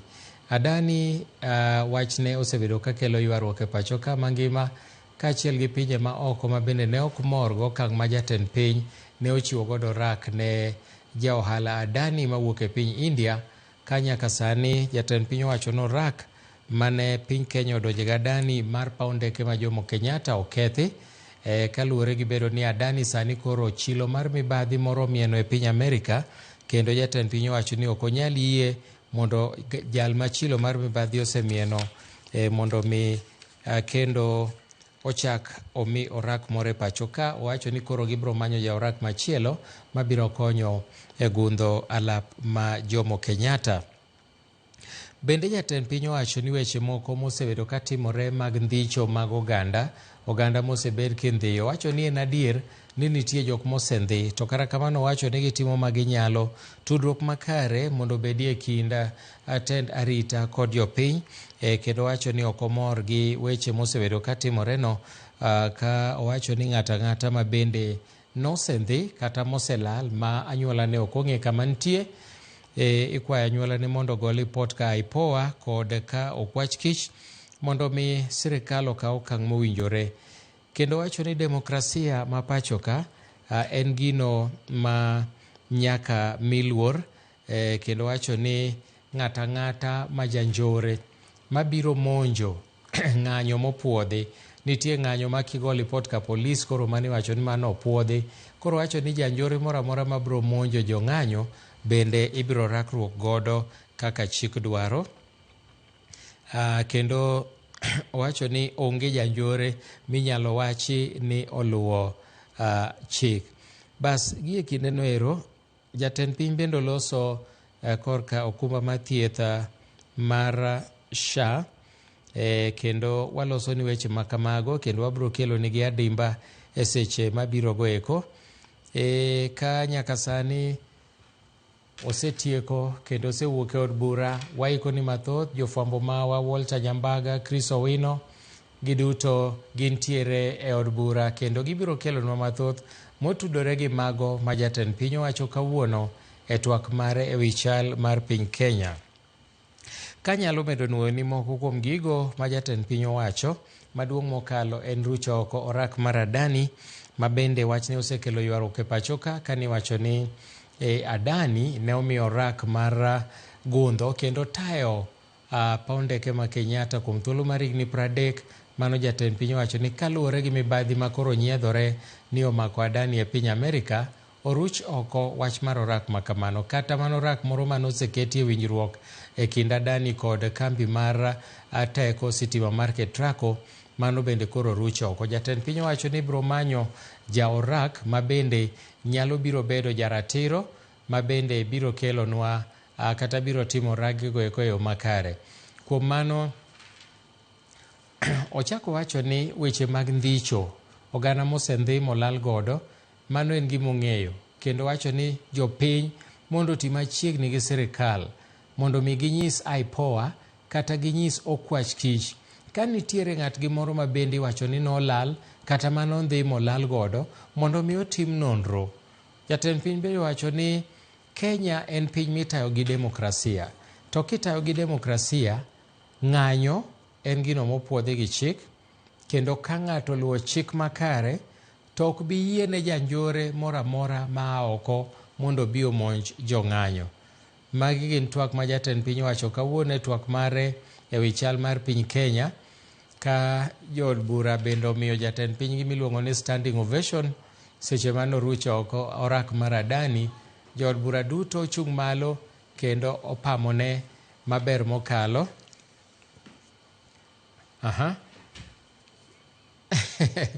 Aneno ka wadwa tudore achiel kachiel gigo matimore od bura kanyo ero. Jofwambo mawa kaka nawacho ni gintiere od bura kendo gibiro kelonwa mathoth ma bende timore od bura kanyo.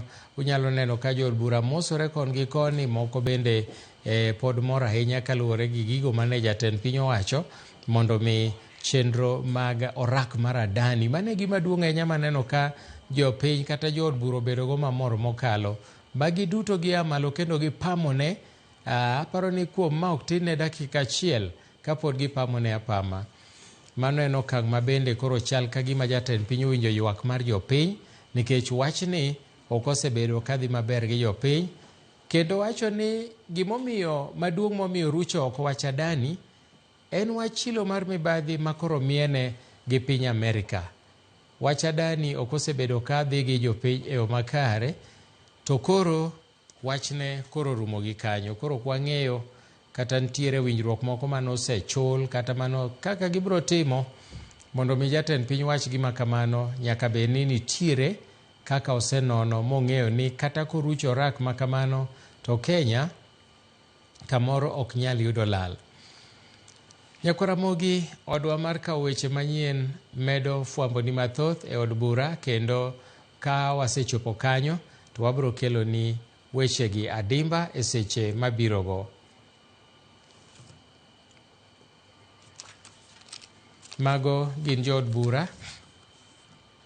Ka giwuok e od bura, nikech ineno spika mag od buche duto te, mano mar Senate kaachiel gi od bura mamalo, ka koro iyawonegi mondo giwuogi, moko kuom jo od bura iyawonegi mondo giwuogi kaachiel gi jotelo mamoko.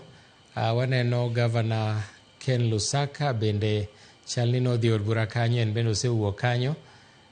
Kinde mokalo ne en spika mar Senate, kaachiel gi jotelo mamoko ma bende sani omigi thuolo mar dhi e migago, oluongi e migago modhiambo mana e alwora mar od bura kanyo. Jo od bura mopogore opogore manodhi kanyo pod ineno ka gin gi mor kaluwore gi weche ma jatend piny olose mopogore opogore.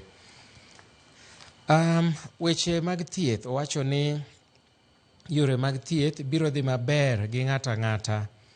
Owacho ni weche mag thieth biro dhi maber, kendo gisewinjo ywak kata ng'ur ma jopiny osebedo godo e wi wach okumba mar SHA, kendo duto te iloso. Kowacho ni kata mana nweng'o mar Kenya bende sani koro osemedore, kendo wacho ni gima duong' en tudruok makare e kind japiny kod piny owacho. Owacho ni ok odwar sigu moro mondo obedie kind jopiny kod sirikal, kendo jogo duto ma jogi onge, jogi nolal, manyalo wacho ni jogi nondhi, idwaro ni mondo mi ogo report ka IPOA kata kokwach kich mondo mi okaw okang' mowinjore. Wach SHA kaka nasewacho ni bende olose, mowacho ni weche manyiche ne jopiny dwaro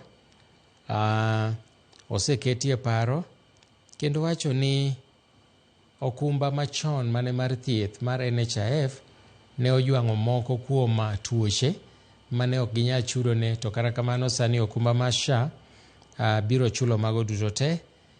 Kendo wacho ni jogo eko mabende kata osiptande mabende bandho gi gope ma osethiedho ji gi SHA mag dwe mar 10 idhi chulogi te kaeto sula chakore manyien. Kuom mano wacho ni kata sekta mar somo bende nyaka sani osendiko jopuonj maromo 56,000, kendo gibiro ndiko jopuonj mamoko 20,000 kochopo dwe mar 1. Ka ochopo dwe mar 1 mar higa manyien, ibiro ndiko kwan jopuonj mamoko maromo 20,000. Mago gin moko kuom gigo ma jatend piny owacho kawuono, e seche ma bende owacho ni siling mar Kenya bende sani oseyudo teko. Wawinjane moko kuom weche ma jo od bura wacho. Asante, thank you.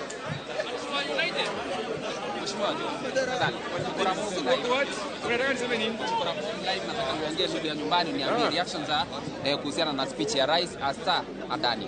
Aparo ni president otimo maber. One step back. President otimo maber. Wach mar airport no nyocha ji ok oyiego. Jo Kenya nyocha ok oyie gi wachno.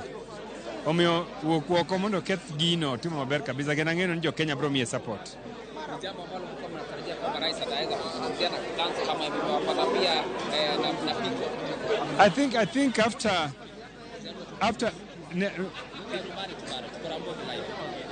bang'e kanyo jo America o blacklist jotelo mag Adani capacity margi mar timo projects was compromised. Nikech projects mane gidwa timo Kenya kae ne gidwa timo gi pesa magikawo, magiholo, magirace through the markets. Koro ka jo kanose dhimo ondak gi court, ok ne ginyal yudo magitimo go project affect business mang'eny in Kenya kata mana kuonde moko. Nikech businesses gitimo gi pesa ma ji place from. Thank you.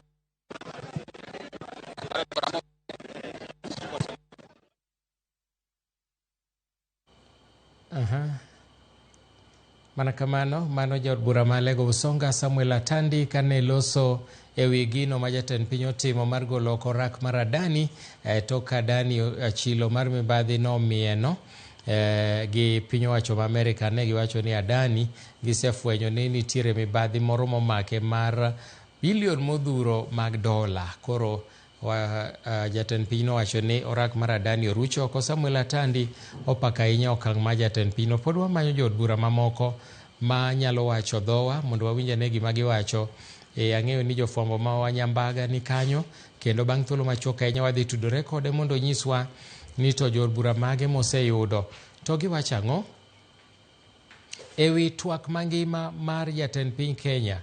Gik moko wach mathoth mokalo, weche mag SHA, weche mag adani, weche mag ndhicho mosebed kindhiyogo oganda jo Kenya, kendo wang'iyane ni mago matimore.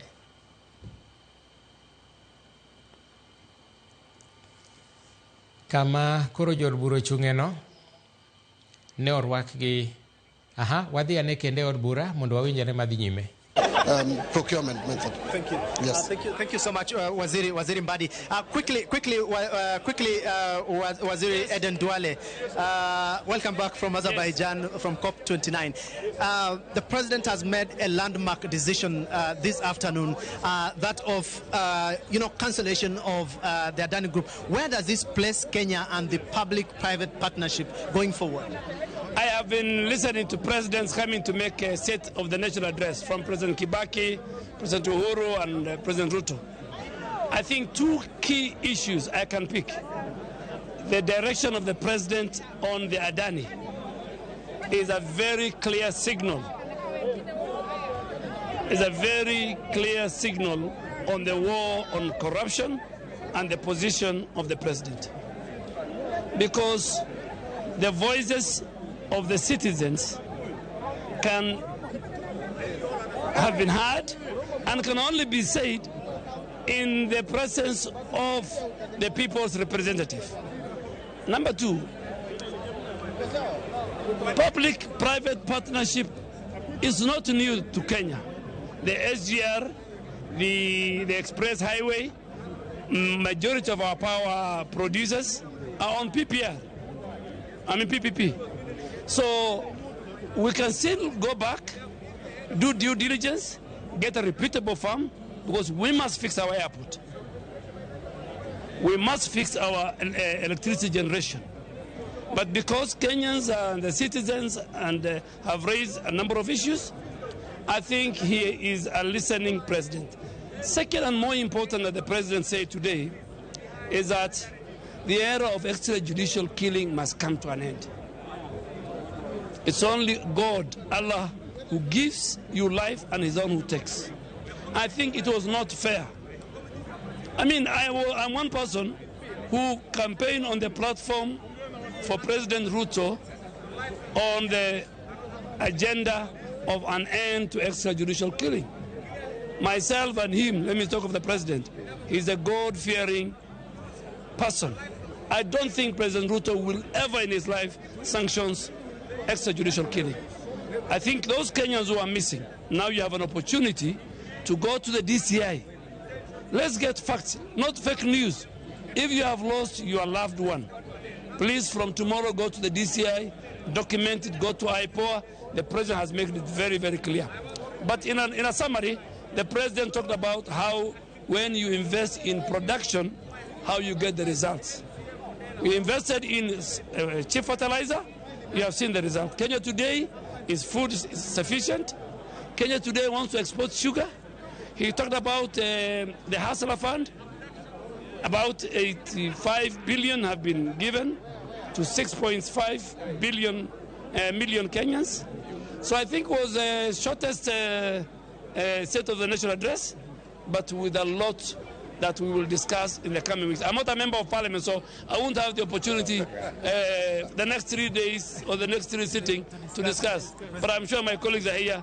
They will have their day. Thank you. And very quickly, maybe as we also queue on the other end, very just briefly, you've heard the members of the cabinet say how this is very key for the country and for the cabinet and the country at large. What do you take of this afternoon's speech? I'll be very brief, Leto. And number one, I think what we're losing here is the fact that the president was emphasizing how our economy is getting stronger. With a very low inflation of 2.7% is a big indicator of our economic growth. With a GDP of 5.6% is also a big indicator of economic growth. And the fact that inflation is being low and every single indicator of economic stability of a country is shown today that we're economically strong with a good food security and almost, in my opinion, I think a good agricultural production that we have today. So in essence, to finish it up, is that our state of the economy is very strong and we hope it will keep going that way. Thank you very much. From the health committee. Yes, mana kamano kendo kaka ne osebedo ka odhi nyime kare nyaka chose koro giseche gi wabilo wach kod mane mosebedo ka dhiyo ka kod jatend migawo mar weche mag omenda John Mbadi mondo miyo mana pache wi chenro ni ende chenro mobedo odhi nyime ka ndi ma otieki man kod jatend piny William Ruto. Mheshimiwa John Mbadi, jatend migawo mar omenda machiegni Ramogi TV. Erokamano ahinya. Chenro ni endi waneno ka oywayo gik moko mane ok wapar machalo kaka wito oko chenro maduong' mar orak mar Adani mar JK to kanyakla kod mar teko mar stima. Motimore kinde ma jo Kenya ne ok par. Inyalo wacho wach mane? Mokwongo nadwa chako kawacho ni ing'e ni weche miluongo ni PPP aparo ka sani kaka ong'ere en gima ok wanyal ringo nyaka to watime nikech nitiere dongruok madongo moko e Kenya kama sani koro waonge go muom ma wanyalo timo gigo.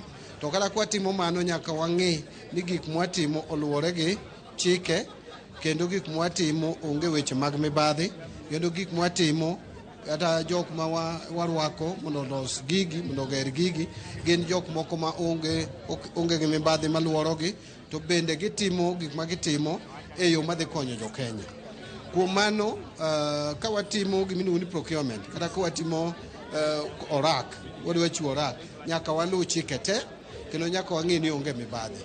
King'iyo wach mar Adani mowuok manochakore gi wach KIA weche osewuoke mathoth kata obedo ni nitiere kuond ma wagoyo darubin mwanwang'o ni ne gitime tich maber ba nitie weche mang'eny maluworogi. Sirikal sama timo wach mar oragni openjo jo partners wa mang'eny to wanwang'o ni gin gi weche mang'eny maluworogi mag mibadhi. To ber timo procurement e yo miluongo ni PIP mana watimego ni en kapok uketo sei to pod inyalo keth orakno e sa asaya. Omiyo onge chik moro amora ma wakadho en ni pod chik noyienwa mondo wanon kata watim gimiluongo gi dho ngere ni due diligence. And that mane ma sirikal otimo ma sirikal onwang'o ni koro onego bed ni wachungo wachni nikech weche mang'eny luoro contract investor miluongo ni Adani. Mheshimiwa, paro ni nitiere omenda moro kata fai moro minyalo go nikech owito oko kit orak ma dwa kete kono ni? No, onge fai moro amora, mano en gima aseng'iyo nikech ing'eyo ni nitiere yo mane wadwa engage go Adani ni iluonge ni PIP, privately initiated proposal. Chik wacho ni ka ng'ato biro ni dwa gero project moro kokadho a privately initiated proposal to nyako samuketo seicha pod kata ng'ama chielo nyalo biro kobiro gi deal maber moloyo macha to pod iweyo ma idhie ma omiyo nyopo kwa gik kama waketo girimiti makoro ne tweyowa gi project pod ne wan e stage miluongo ni negotiation actually ne pod wan e stage miluongo ni due diligence koro kane wasudo wadhi e negotiation ne pok wagi kata negotiation koro onge gimoro amora luoro moro amora kana ni wanyalo wito pesa. Jina mondo wado Kristo penji motendre kod mibadhi kase soda. Mheshimiwa, ka jopiny ne odiochieng' okinyi ma kawuono ne jatend migawo mar teko mabende un kod cabinet Opiyo Wandayi ne openjo wach ni to ne owacho ni mibadhi mitudogo Adani e piny Amerika okomulo project chenro mag dongruok ma Adani dhi tayo e pacho kae. Iparo ni okang' ma jatend piny William Ruto mar ng'ado oko orak mar Adani obiro kaluwore kod pressure mag jopiny kose otime e chenro mag kedo kod mibadhi kaachiel kod nyayo telo makare? Mokwongo adwa wacho ni gima ne jatend migawo wacho osamora mora nikech adieri maketh en ni mibadhi momako kata miwuoye kuom kambi mar Adani ni en gik motimore pinje ma ok ma Kenya. ne Kenya kapod waonge isi kada gima kamano notimo. Omiyo onge gima jatend migao Opiyo Wandayi nowacho mopogore gi gima sirikal ma Kenya wacho. Mar ariyo, adwa na awachi kendo kae ni jatend piny owacho mokwongo nyaka chik ite ne jo Kenya.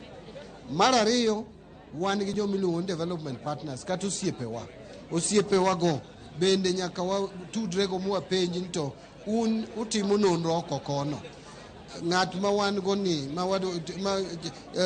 orak mwadwa chiwo ni koso dipo nitie wach moro. Koro kwa yudo maling' kata gielonwa weche moko maluoro orak mwadwa chiwo, ka in responsible government nyaka ichik iti ne gima osiepeni maoko koni kuom kambi ma idwa tudorigo. To bende nyaka ichik iti ne jopiny ema nigi teko moloyo ng'ato ang'ata. An aparo ni gima nyong watemo wacho kaka sirikal maneno ka koro take shape en jopiny timo the right thing. Waluongo ni public engagement, public participation. Jopiny ok oningo kaw ni ka sirikal dwa timo gimoro to ok gimorgo ni mano koro sirikal okoso. Oningo be ni gikono sirikal ni gima udwa timo ni ok wamorgo, to gimomiyo ok wamorgo en kama. Mano e gima katiba marwa dwaro. Waziri nitie jomoko mawacho ni koth mar pe unchu osebedo ka rodho jatend piny William Ruto kod piny owacho mare mar Kenya Kwanza masani intiere. Jodolo mag kanisa jokopere, kanisa mar Anglican, kanisa mar jokogorino kod jopiny ok osebedo ka mor kod telo mar William Ruto. Koro seche moko ne otimo mae mar duoko piny ichwang' mag jopiny kendo umo wang' jopiny. Adiera ma ere wach makama.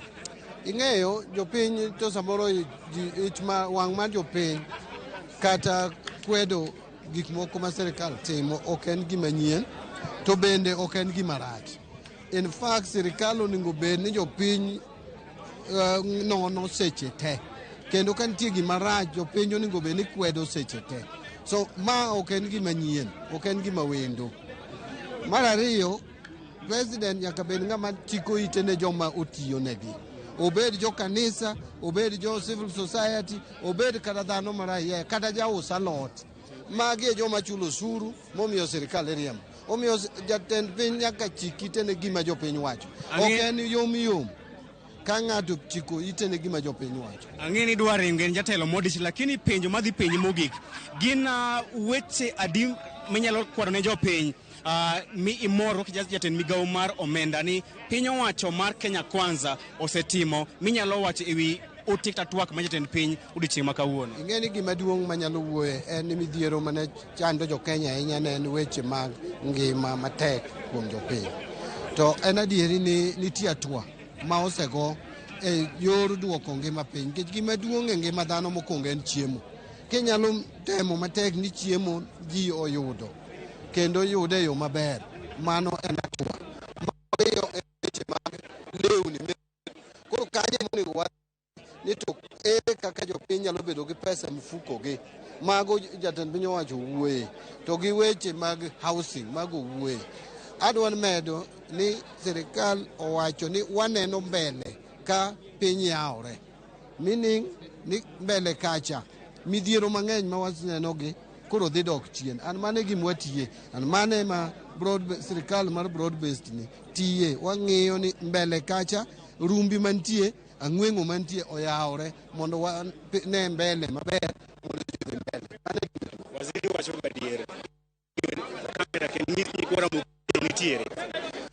Wacho kawuone ma wache mano ni gen tie nikech waneno gik moko bedo maber kaka wasudo. And wabro temo matek ni moko omedo bedo maber. Nyakwa jatend migao mar ane timo jatend piny William Ruto owacho orak mar ma orak mare ong'ad oko kaluwore kod weche mag mibadhi mane itudogo achiel kuom jokome mag Adani e piny Amerika. Pod an ka kod jotelo madito, jotelo ma wiyegi otimo jere madwa ne leronwa nyikwara mogin to giwinjo twak ma jatend piny e yo manadi. Mheshimiwa machiegni twak mar jatend piny ang'o momori e twak mar jatend piny odiochieng' ma kawuono? Erokamano ahinya. Mokwongo adwa wacho ni twak nonyisa niya kare ker e odiochieng' nyadichiel nobet piny motimo nonro mare makare moyudo ni kare ang'o ma japiny wacho to weche mag munjo duok japiny kata de bed ni seche moko duoko manochiwo ok nyal romo kaluwore gi chenro gi gik maneno katimore sani to kare waneno ka koro odwa bedo jatelo machiko ite odwa bedo jatelo munjo bed ni ng'iyo to Kenya dhi kanye. An adwa wuoyo weche abich kuom gigo manowacho. Achiel e weche mag pur.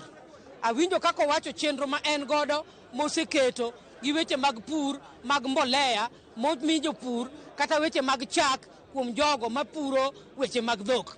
Adwa wacho ni koro nopenjo weche mag policy system kowacho ni policy system mantiere chike manitie gin chike matiyo. To adwa wacho ni yom pod nitiere e ng'iyo ni chike moketi mondo ta gigo mawuok malo kadhi e county government magwa nyaka ridi mondo japiny miluongo ni japur kik wawache bunge ka ni fertilizer otimo mach to fertilizer tok chop piny. Ma achiel kuom gik manadwaro ni neno ni ng'ikruok nitie. Wach mar ariyo, wach mag solo omenda e yo mar mashin manyasani e system manitie. Aneno ka Kenya Wildlife ochiwo ranyisi ni 5.4 billion man chagin go sani gin ok gi tax checker kendo sani gin gi 7.9 billion. Adwa wacho ni ya e solo makoro gin gi segiki okang makoro pesa ok girit from exchequer. Wan gi promise mane kero wacho piny ka ni Hustler Nation nyaka yud tije. Koro wadwa neno ka osuru michoko through automation gi be tije machando wagi nyalo timore. Ajapuonj ok anyal we moka wuoyo kendo ndaro ni kanyo mondo bed motegno. Waneno ka jombalariany pod nie pap kendo nyithindo ywagore amba nyathi sikul ma ywagora ok osepuonja kuom jumba 4. Adwa wacho ni e chenro mar lokruok obed maber maka nyithindo donjo sikul to jombalariany nie sikul nyithindo matindo grade 9 negi class. Adwa kono ker ni kato wacho ni grade 7, 8 and 9 koro dhido somo maber. Classes nitie mane form 1 betiyogo maonge gima dhi timore sani. Jonyuol mondo miyo ne kakikonyo mondo somo dhi maber. One on the right track okang'eyo kata wach broad based ni makelo rieko mang'eny kendo golo gik moko manyocha dwa bedo mayom e sirikandni. To kata kamano wachung'uru motegno kaka jotelo watete a jopiny wati motegno to suru nyaka kon japiny. Mane wach maduong' Ero kamano mano Homa Bay County oloso mano Ben Suda an kod japuonj bende oler japuonj machielo oler nani to ang'o momiyo okawo thuolo mathoth mondo ka sirikal mar Kenya Kwanza ong'e ni kambi mar Adani ni kod weche mag mibadhi. Ang'o momiyo nyaka weche gi owuok e piny Amerika eka gifwenyo ni kara nitiere mibadhi e kind kambi mar Adani. Ero kamano ahinya kambi mar Adani to osego kamoro amora. Onge ng'ama osepako Adani kata matin nikech Adani nyinge rach kamoro amora India, America kamoro amora. Emomiyo kanyo nobiro e Kenya kae nyojo Kenya odagi to nyojo malo go jotelo man malo go ema nyo dware makata sani pe da soma ni Adani ler ng'ato wacho na Adani pod ler asome gazet okadwa luongo nying'ano to Adani kawuono amor ni president himself owacho na Adani owerego kendo Adani oseketho piny omomiyo koro oonge nono na JKUAT mano airport marwa ne dhiga Adani ema ne dhi kawe to jopiny ma joge mokelo ema ne dhi ndiko tich ae to jowati riembo. Omiyo rieko moro ma president okelo gini nikech obendo oseyudo pressure kuom jopiny. Mar ariyo, speech ma president omako chunya ka wacho ni chal mowacho adiera to pod adwa dhi neno ka dhi wuok adier. Owacho ni joma mine omi luor, joma mine mondo mi chance kaka joma chuo kendo jogo manego mine nikech osebedo a time ma mine inega ovyo gi joma chuo. Owacho ni jogo nyaka mi mine respect nikech wanyaka wa respect human life. Omiyo opportunity ma mine nyaka migi gimoro amora kata tije to chako wacho ni 2/3 gender rule bende bobedo implemented. Adwa tieko kawacho ni president owacho ni kata mna demonstrations mitime streets gi mayandi timo onego bed ni wa follow the rule of law. Owacho kendo ko caution police ni owe nego ji oya to jopiny bende we vandalize property ma jopiny Omiyo koni gi koni, the rule of law must prevail, ni jopiny oluoro chik, kata polise bende oluoro chik, sami timo demonstration. Kokamano demonstration is a right mar jopiny. Mheshimiwa Simakoro, ukao weche mag mibadhi, upako jatend piny William Ruto kuom tieko mibadhi. To bende soko wang'u kapok awen nyawadwa Walter Nyambaga mondo omak widhiang'. Jatend piny bende soko wang'u ni ubende unindo e paro mar chik mar conflict of interest bill. Ang'o miyo uninde paro mar chik makamano e kedo kod mibadhi? Mano to en adier, wan dhano nigi weakness bilago. Iba yudo ni kata mne bunge kae conflict of interest nyalo ga bet. To kosebet to yienwa mondo withdraw sami iwacho gimoro man interest mari nitie mondo kiki participate. To kapar ni an kaka Kristino Mbaka mabe jatelo an ga gi conflict of interest. Nikech interest mara en interest ma jopiny. Gine ma gioraka omiyo ok dabed gi personal conflict of interest. Mano gima rach kabisa ma tela ok onego bedgo. Erokamano, mano Christine Ombaka ja od bura ma Siaya. E kapok itieko Siaya. Nitie gimoro mochako wacho ni sukari koro dwa improve. Factories mag sukari manie Nyanza kata manie Kenya 17 osemi pesa kendo dhi improve ma sukari ok bi bedo imported. Wabo loso sukari ourselves, matiende ni sukari bo nyak Kenya ka ma jopiny dhi neno ber makoro sani sukari ok bi go loka. Erokamano jaod bura ma Siaya County Christine Ombaka. Koro aduoki lwet Awol Wuod Awendo, Awol Jamigori. Papen mari baba. Chris, ineno ka gik moko osedhi manyim kabisa kendo osetimore mathoth. We mondo alos kod Senator Tom Ojienda mondo mi apenje ni to od bura omi ting' mar rango kit kaka piny owacho dhi nyime kod tije margi kanyakla kod Senate. Moluoro Ojienda owacho ni nitiere moko kuom paro mag chik machalo kaka bill of interest gini mwinjo bende ni od bura rango kendo ketie kogno, kendo bende Senate bende nigi thuolo mar ng'iyo ni to bende oluw chike mag rakruok gi weche machalo kaka mibadhi. Pachi wi wachne. Erokamano, President owuoyo maber e weche mang'eny kendo apani bunge kobire kawuono wach mar Adani mowacho no gol kogno ma contracts manomigi ogol omoro members of parliament. Kuom weche mag mibadhi, President owacho ni onego wabed gi sheria malong'o mang'iyo weche mag mibadhi, ma cases mag mibadhi kodhi e court to tieke dweche 6. Mano be yo maber nikech ing'eni case kodhi e court normally judge gi wakinde mayalo kaka wan gini nyaka ket case e yo moriere kaka katiba dwaro. To koro koket timeline kata owach ni boyal gi dweche 6, mano be nyalo timore.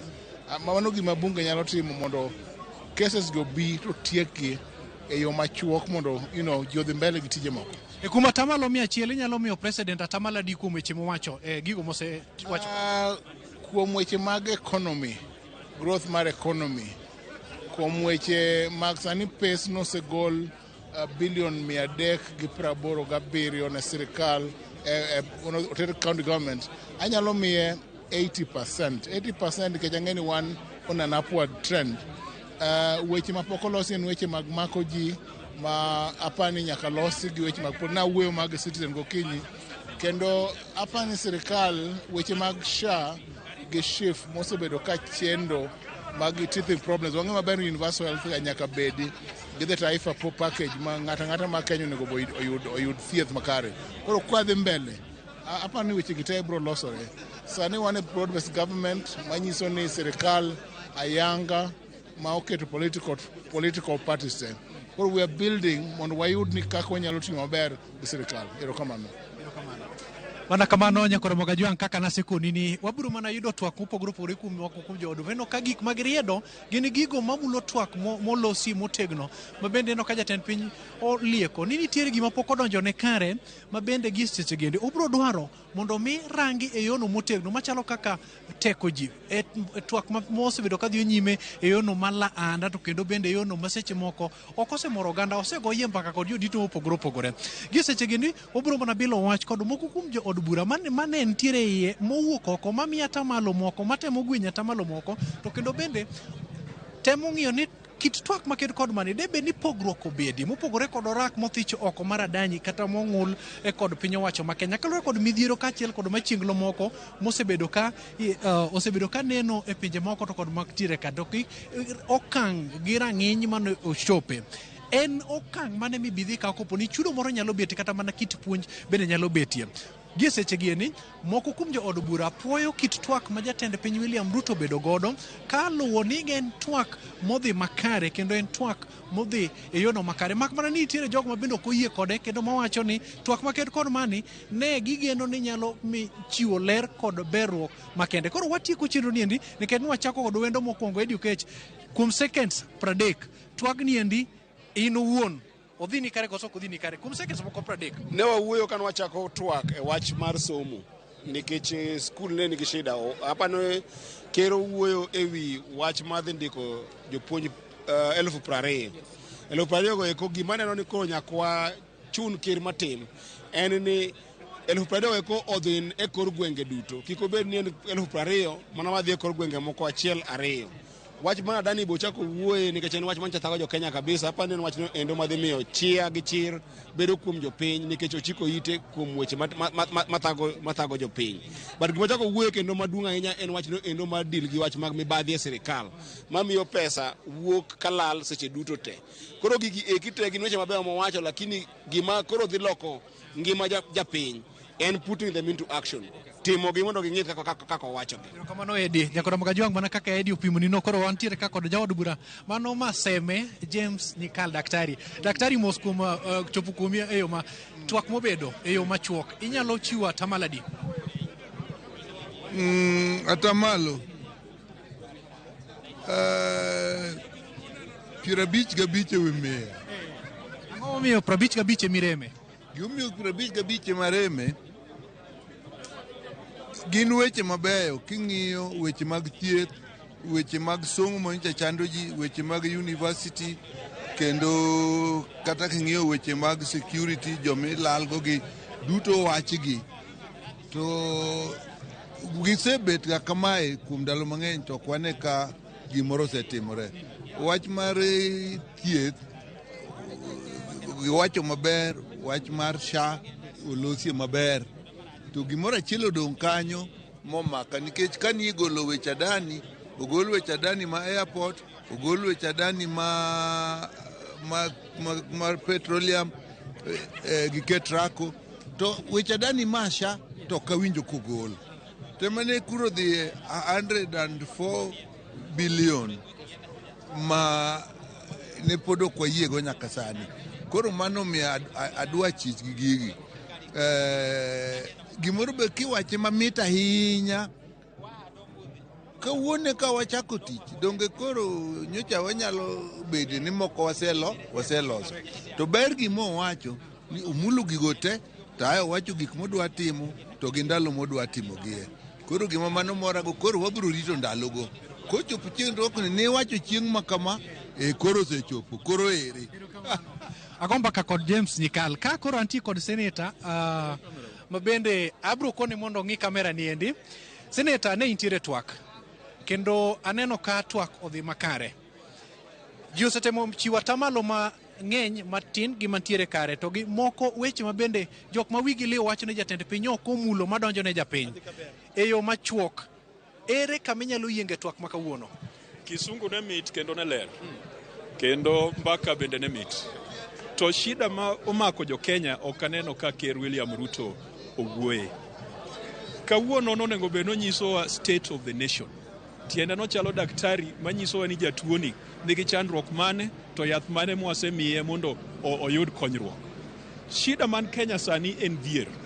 Ja-Kenya odhier, Ja-Kenya odenyo, Ja-Kenya onge pesa e ofuko. Sikul wan gi crisis, universities nyithindo ok som, lecturers ogomo, osiptal wach chief gi SHA jopiny ok winji. Magi e chandruok mwaluongo ni priority mane wageno ni ker owuoye. Ker owuoyo ka gima sani jo Kenya duto to omewo nikech owacho kisungu moro maduong' ni macroeconomic factors. Onyisowa ni exchange rate ber, onyisowa ni forex reserves ber, onyisowa ni inflation ber, onyisowa ni other growth indicators ber. To gigo ka kuom adieri onengo chope bundich. gigo nengo chope ofuko. Omiyo wan waikore mar tiyo kode mar konye mondo wares Kenya. To en bende nyako ka okang' mar tiyo matek, mar miyo jogo man gi nyalo thuolo mondo tine, kendo mar kedo gi mibadhi. Okawinjo bende kowuoye wach mibadhi motegno. Osebedo pacha ni buche momako jogo ma otere do ne wach mibadhi okonego kaw dweche 6, mana kaka nowacho cha. Kanyo ta yie kode. Gima na gombo ni mondo wachi ni en kaka sirikal obiro kelo paro mondo wan kaka jood bura wakal mondo buche mag mibadhi kikaw dweche 6, kikaw higni 10 kamoko mwaseneno. Gino lit ne jowa mane counties ka gineno jogo moseloso mwandu, osechamo pesa gi monego bed ni ng'iewo godo yath osiptal, to onge okang' mikawonegi, gidhi e doho to cases go kawo higni gi higni. Koro nyaka waked gi mibadhi to waikore mar konye, nikech ne wasechiwore ni Kenya en marwa, nyaka wariw lwedo mondo Kenya odhi mbele. Erokamano Seneta kuom loso kodwa. Nyakoromoga Jwang' gimoro amora mamit nyaka bed kod giko mare. Kata bed ni ne mit mare to chuno nyaka koro giko mare nyaka betie. Kuom thuolo machuok abiro yiena mondo mi akaw chudini endi mondo achwadne nyawadwa Chris Owino akitumalizia na mheshimiwa Mishi Mboko. Wajua wewe ni Mswahili na sisi huku Kiswahili pia tuwabobea. Hili swala chungu nzima lenye rais amelizungumzia, mambo mingi sana yametokea, ikiwemo kandarasi ya Adani na menginezo. Huenda kuna jambo lingine jipya kama Taifa Care. Kwako hili jambo umelichukuaje? Kwanza mimi nimshukuru rais sana kwa mambo ya sakata nzima ya mambo ya Adani. Kwa sababu sisi kama Wakenya hatukatai wawekezaji, tunataka wawekezaji, lakini tunataka wakati wamekuja kuwekeza iwe sheria imefuatwa sambamba, na iwe hakutakuwa na ufisadi wa kupoteza pesa za Wakenya, kwa sababu pesa za Wakenya tunazitafuta kwa shida sana. Hivyo basi chochote kile ambacho kitakuwa kimeonekana na chembe ya ufisadi, hiyo ndio itakuwa njia. Rais afungue macho, si kwa hii ya Adani peke yake, lakini kwa miradi yote mikubwa ya kiserikali ambayo itakubwa swala hilo liendelewe. Na pia hili swala la taifa hili ambalo linahusika na mambo ya afya. Kwa hakika sisi tunataka afya iwe kwa Wakenya wote, lakini tunataka zile procedures ama zile mikakati ya kufikia kwamba Mkenya sasa atakuwa amekuwa registered na ameweza kupata huduma kupitia hii mbinu ambayo imefunguliwa na serikali. Lazima kuwe na mikakati ambayo Wakenya wataelewa, na Wakenya pia waelezwe kinagaubwaga. Jambo jengine ni jambo la mambo ya GBV, yani zile dhulma za kina mama wanauawa, kina mama wanakuwa abducted, wanapatikana wameuawa. Kuna ile akware ile ilifanyika na tukaambiwa yule jamaa alipotea jela. Kivipi? Tunataka kujua alipotea vipi na yuko wapi na aweze kuletwa katika mahakama. Jengine ni zile ajira ambazo zinatafutwa na serikali kupeleka vijana nje. Hizo ajira tunakubali, lakini tunataka zifike mashinani kwa kila county. Isiwe kuwa itakuwa ni kwa watu fulani ama jamii fulani. Ifike the 47 counties, vijana waweze kupata hizo ajira. Na shilingi pia imekuwa shilingi yetu. Kwa hivyo basi huduma zije chini, na pia bidhaa kama unga umeshuka chini, uzidi kushuka chini, mafuta yazidi kushuka chini. Asante mwenzangu Chris, akona swali hapa. Na Mheshimiwa Mishi Mboko, unaposema mambo ya uchumi, je, unahisi kwamba wananchi ambao wanapatikana kule chini, kule mashinani, wanaweza kupata hii nafuu, wanaweza kufeel hii mambo ya economy, ni uchumi kukua, ama tu ni mambo ya siasa, nyinyi wanasiasa kupiga domo hapa, lakini kule chini mashinani wananchi hawaoni kwamba ukweli uchumi umekua? Kwa hakika najua kulikuwa na changamoto ya kiuchumi na Wakenya walikuwa wameumia sana, na kama vile watu wanavyosema kuwa Rome haikujengwa siku moja. Hivi sasa tunaona vile shilingi yetu imeweza kupanda na imeweza kuwa juu. Hapo mwanzo ilikuwa dola imefika karibu 160, 150 na, lakini sasa vile dola imeanza kushuka na bei ya mafuta, kila bei ya mafuta ikishuka, bidhaa zile msingi zitaweza kushuka, kama vile unga, kama vile mambo ya mafuta yakishuka, kama vile bidhaa nyingine, kwa sababu pia serikali saizi inaekeza sana katika mambo ya production, yani mambo ya kilimo, katika agriculture, mambo ya fertilizer, kuangalia wakulima. Lakini tuangalie pia wakati tunaanzisha vitu fulani kama vile mambo ya afya, tunasema ile mambo ya SHA. Wajua saizi imechanganya wananchi kidogo, lakini vile tumeelezwa ni kwamba hata zile claims za nyuma za kutoka Oktoba zitaweza pia kuangaliwa, na pia itaweza kuelezwa vizuri kwa Wakenya ili Wakenya waweze kuelewa, kwa sababu walikuwa bado wamezoea ile NHIF. Kwa hivyo ni jukumu la Wizara ya Afya na ni jukumu pia la kaunti zetu, kwa sababu afya iko chini. Wakenya waelezwe kwa utaratibu na wapatiwe nafasi, na tena ukiwa umeregister usiwe unasumbuka kule hospitali, usiwe unaambia kwa wapi. Unaporegister useme facility ile utatumia ni hospitali gani, iandikwe pale, ndiposa ukenda unajua unaenda hospitali gani. Lakini kuregister bila kusema facility, hapo pia kuna tuchanganya, kuna kuwa na changamoto. Kwa hivyo swala hilo waziri uweze kuliangalia sana na rais uliangalie sana, lakini ukishaliangalia Wakenya tutakuwa sawa na tuendelee kupata universal health cover. Swali la mwisho mheshimiwa, kabla sijakuacha uondoke, mnaposherekea ama kupigania upato serikali kwa kufufua uchumi, kuna mambo ya ile hali ya kuharibu ama kuharibu ile haki za kimsingi za kibinadamu hapa nchini, mambo ya wananchi kutekwa nyara ovyo ovyo. Juzi tuliona kiongozi wa upinzani kule nchi ya jirani ya Uganda, Kizza Besigye, aliweza kukamatwa hapa nchini akabanduliwa hadi nchi ya Uganda. Je, unaona mambo ya haki za kibinadamu ingeweza kuzingatiwa ama zimeweza kudorora sana kwa uongozi wa Rais William Ruto? Kweli kwa hakika mimi nataka niseme, na leo nafikiri rais amelizungumza swala hilo, na ni kwa sababu ameona ya kwamba hizi cases ama hivi visa vimekuwa vingi sana. Visa vya watu kutekwa nyara na visa vya kina mama pia kupatikana wameuawa, vijana kutekwa nyara kupatikana wameuawa. Ndiposa leo amelizungumzia lile swala kinaga ubaga, na akasema ya kwamba ni wakati mwafaka, lazima zile taasisi ambazo zinahusika ziweze kufanya kazi, na iwapo zimeshindwa kufanya kazi waweze kupaki, waende kuwekwe watu ambao wataangalia usalama wa Wakenya. Na ametoa ripoti pale, amepeana ripoti ya security ya kitaifa. Sisi kama wajumbe tutaweza kuiangalia ile ripoti ya kitaifa, tuone ile mikakati ambayo rais na serikali yake wamepanga kuhusiana na usalama wa Wakenya. Haki za kibinadamu ni muhimu sana, na haki ya kuzungumza, ya kufanya protesti ni sawa, lakini pia amezungumzia kwamba wakati tunafanya protest na maandamano kuna zile element, kuna wengine pia wanatake advantage, wanataka kuharibu, wanataka kufanya madhara kwa Wakenya, alafu kwa ajili ya kwamba ati wako katika pale. Wale ambao ni genuine, na amekuwa vizuri sana, genuine protesters, wale wana protest genuinely na wale wana demonstrate genuinely, wale wasipigwe na askari, wasiwapige, wale wasiwaumize, waache wafanye kazi yao. Asante sana Meshi Mboko kwa hayo mambo. Anakoda Jawadwa Walter Nyambaga, aniachi tu ni at least niweze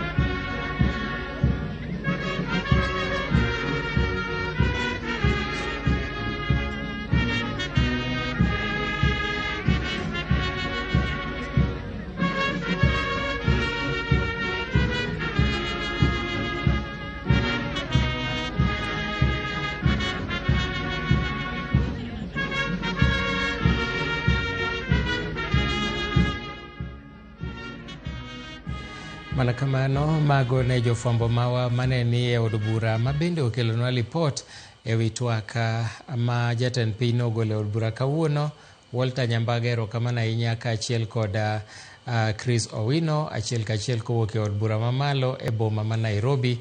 Wasewinjo mathoth mowachore, wawinjo pach jo od bura ma pacho ka kaachiel gi jotelo mopogore opogore ma bende noyuoro e od bura winjo twak ma jatend piny kawuono ka wach mar adani mowuok kanyo maduong' mokalo to paro ni nitie kaka jo od bura okawe mopogore opogore, moko mor kode to moko wacho ni bathe moro bende pod owe, mano bathe motudore gi SHA.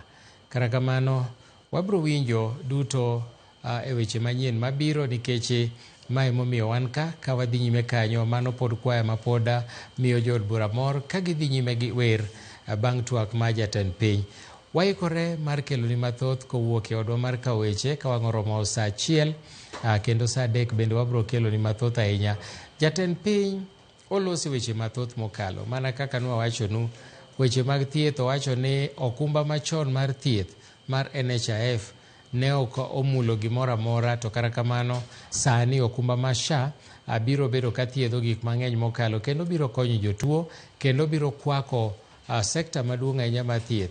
Bende omedo wacho weche mopogore opogore motudore gi, aparo ni adwa ni mondo wadog ir Walter Nyambaga achiel kachiel mondo mi wane wuoyi mathuon ang'o matimore sani. Aparo ni pod ok oikore makare Walter Nyambaga, kata kamano wabro dok ire bang'e no mondo wawinjane mano matimore. Jatend piny otemo loso korka weche mag ndhicho. Unyalo paro ni weche moko nyowachore kanyo ni wadhi ane achiel kachiel Walter Nyambaga twak gi moko kuom jotelo. Vitu ambazo Wakenya walikuwa wanatarajia, jambo la kwanza ni mambo ya kilimo, imenifurahisha sana. Lakini jambo la muhimu sana ni kuondoa hii adani kwa nchi yetu. Sisi Wakenya hatukuwa tunataka mambo ya airport ama kuuza airport yetu kwa adani. Lakini jambo ambalo nataka kumwambia Wakenya kwa sasa hawana pesa mfukoni. Ni jukumu la executive kati ambayo itaweka pesa kwa wananchi kwa mifuko, manake majority of the Kenyans ambao tunaendelea kwa sasa, hali ya uchumi ni ngumu sana kwao, lakini mambo ya kilimo iko sawa kabisa. La mwisho la muhimu sana ni pia shule amezingatia, lakini bado kuna upungufu wa walimu shuleni, na huenda tutakuwa na pia 20,000 wataweza kupewa kazi na tuwe na walimu wa kutosha katika shule zetu zile za JSS na sekondari pia. Ni kweli kuna upungufu sana na walimu, mashule mingi bado ina changamoto ya kupata idadi ambayo inahitajika ya walimu, lakini kuna ile commitment, na saa hii round hii TSC inaendelea na recruitment. Niko na hakika ya kwamba hii maneno yote tutayatatua ya elimu na watoto wetu wataweza kusoma vizuri. Asante sana. Asante sana. Ramogi, kumpiga picha wangu Ebron ataweza kutembea nami kidogo mpaka pale kwa spika wa bunge la kitaifa Moses Wetangula, tusikie maoni yake kwa dakika 1-2. Thuloni endi waburo mana sodo bile wacho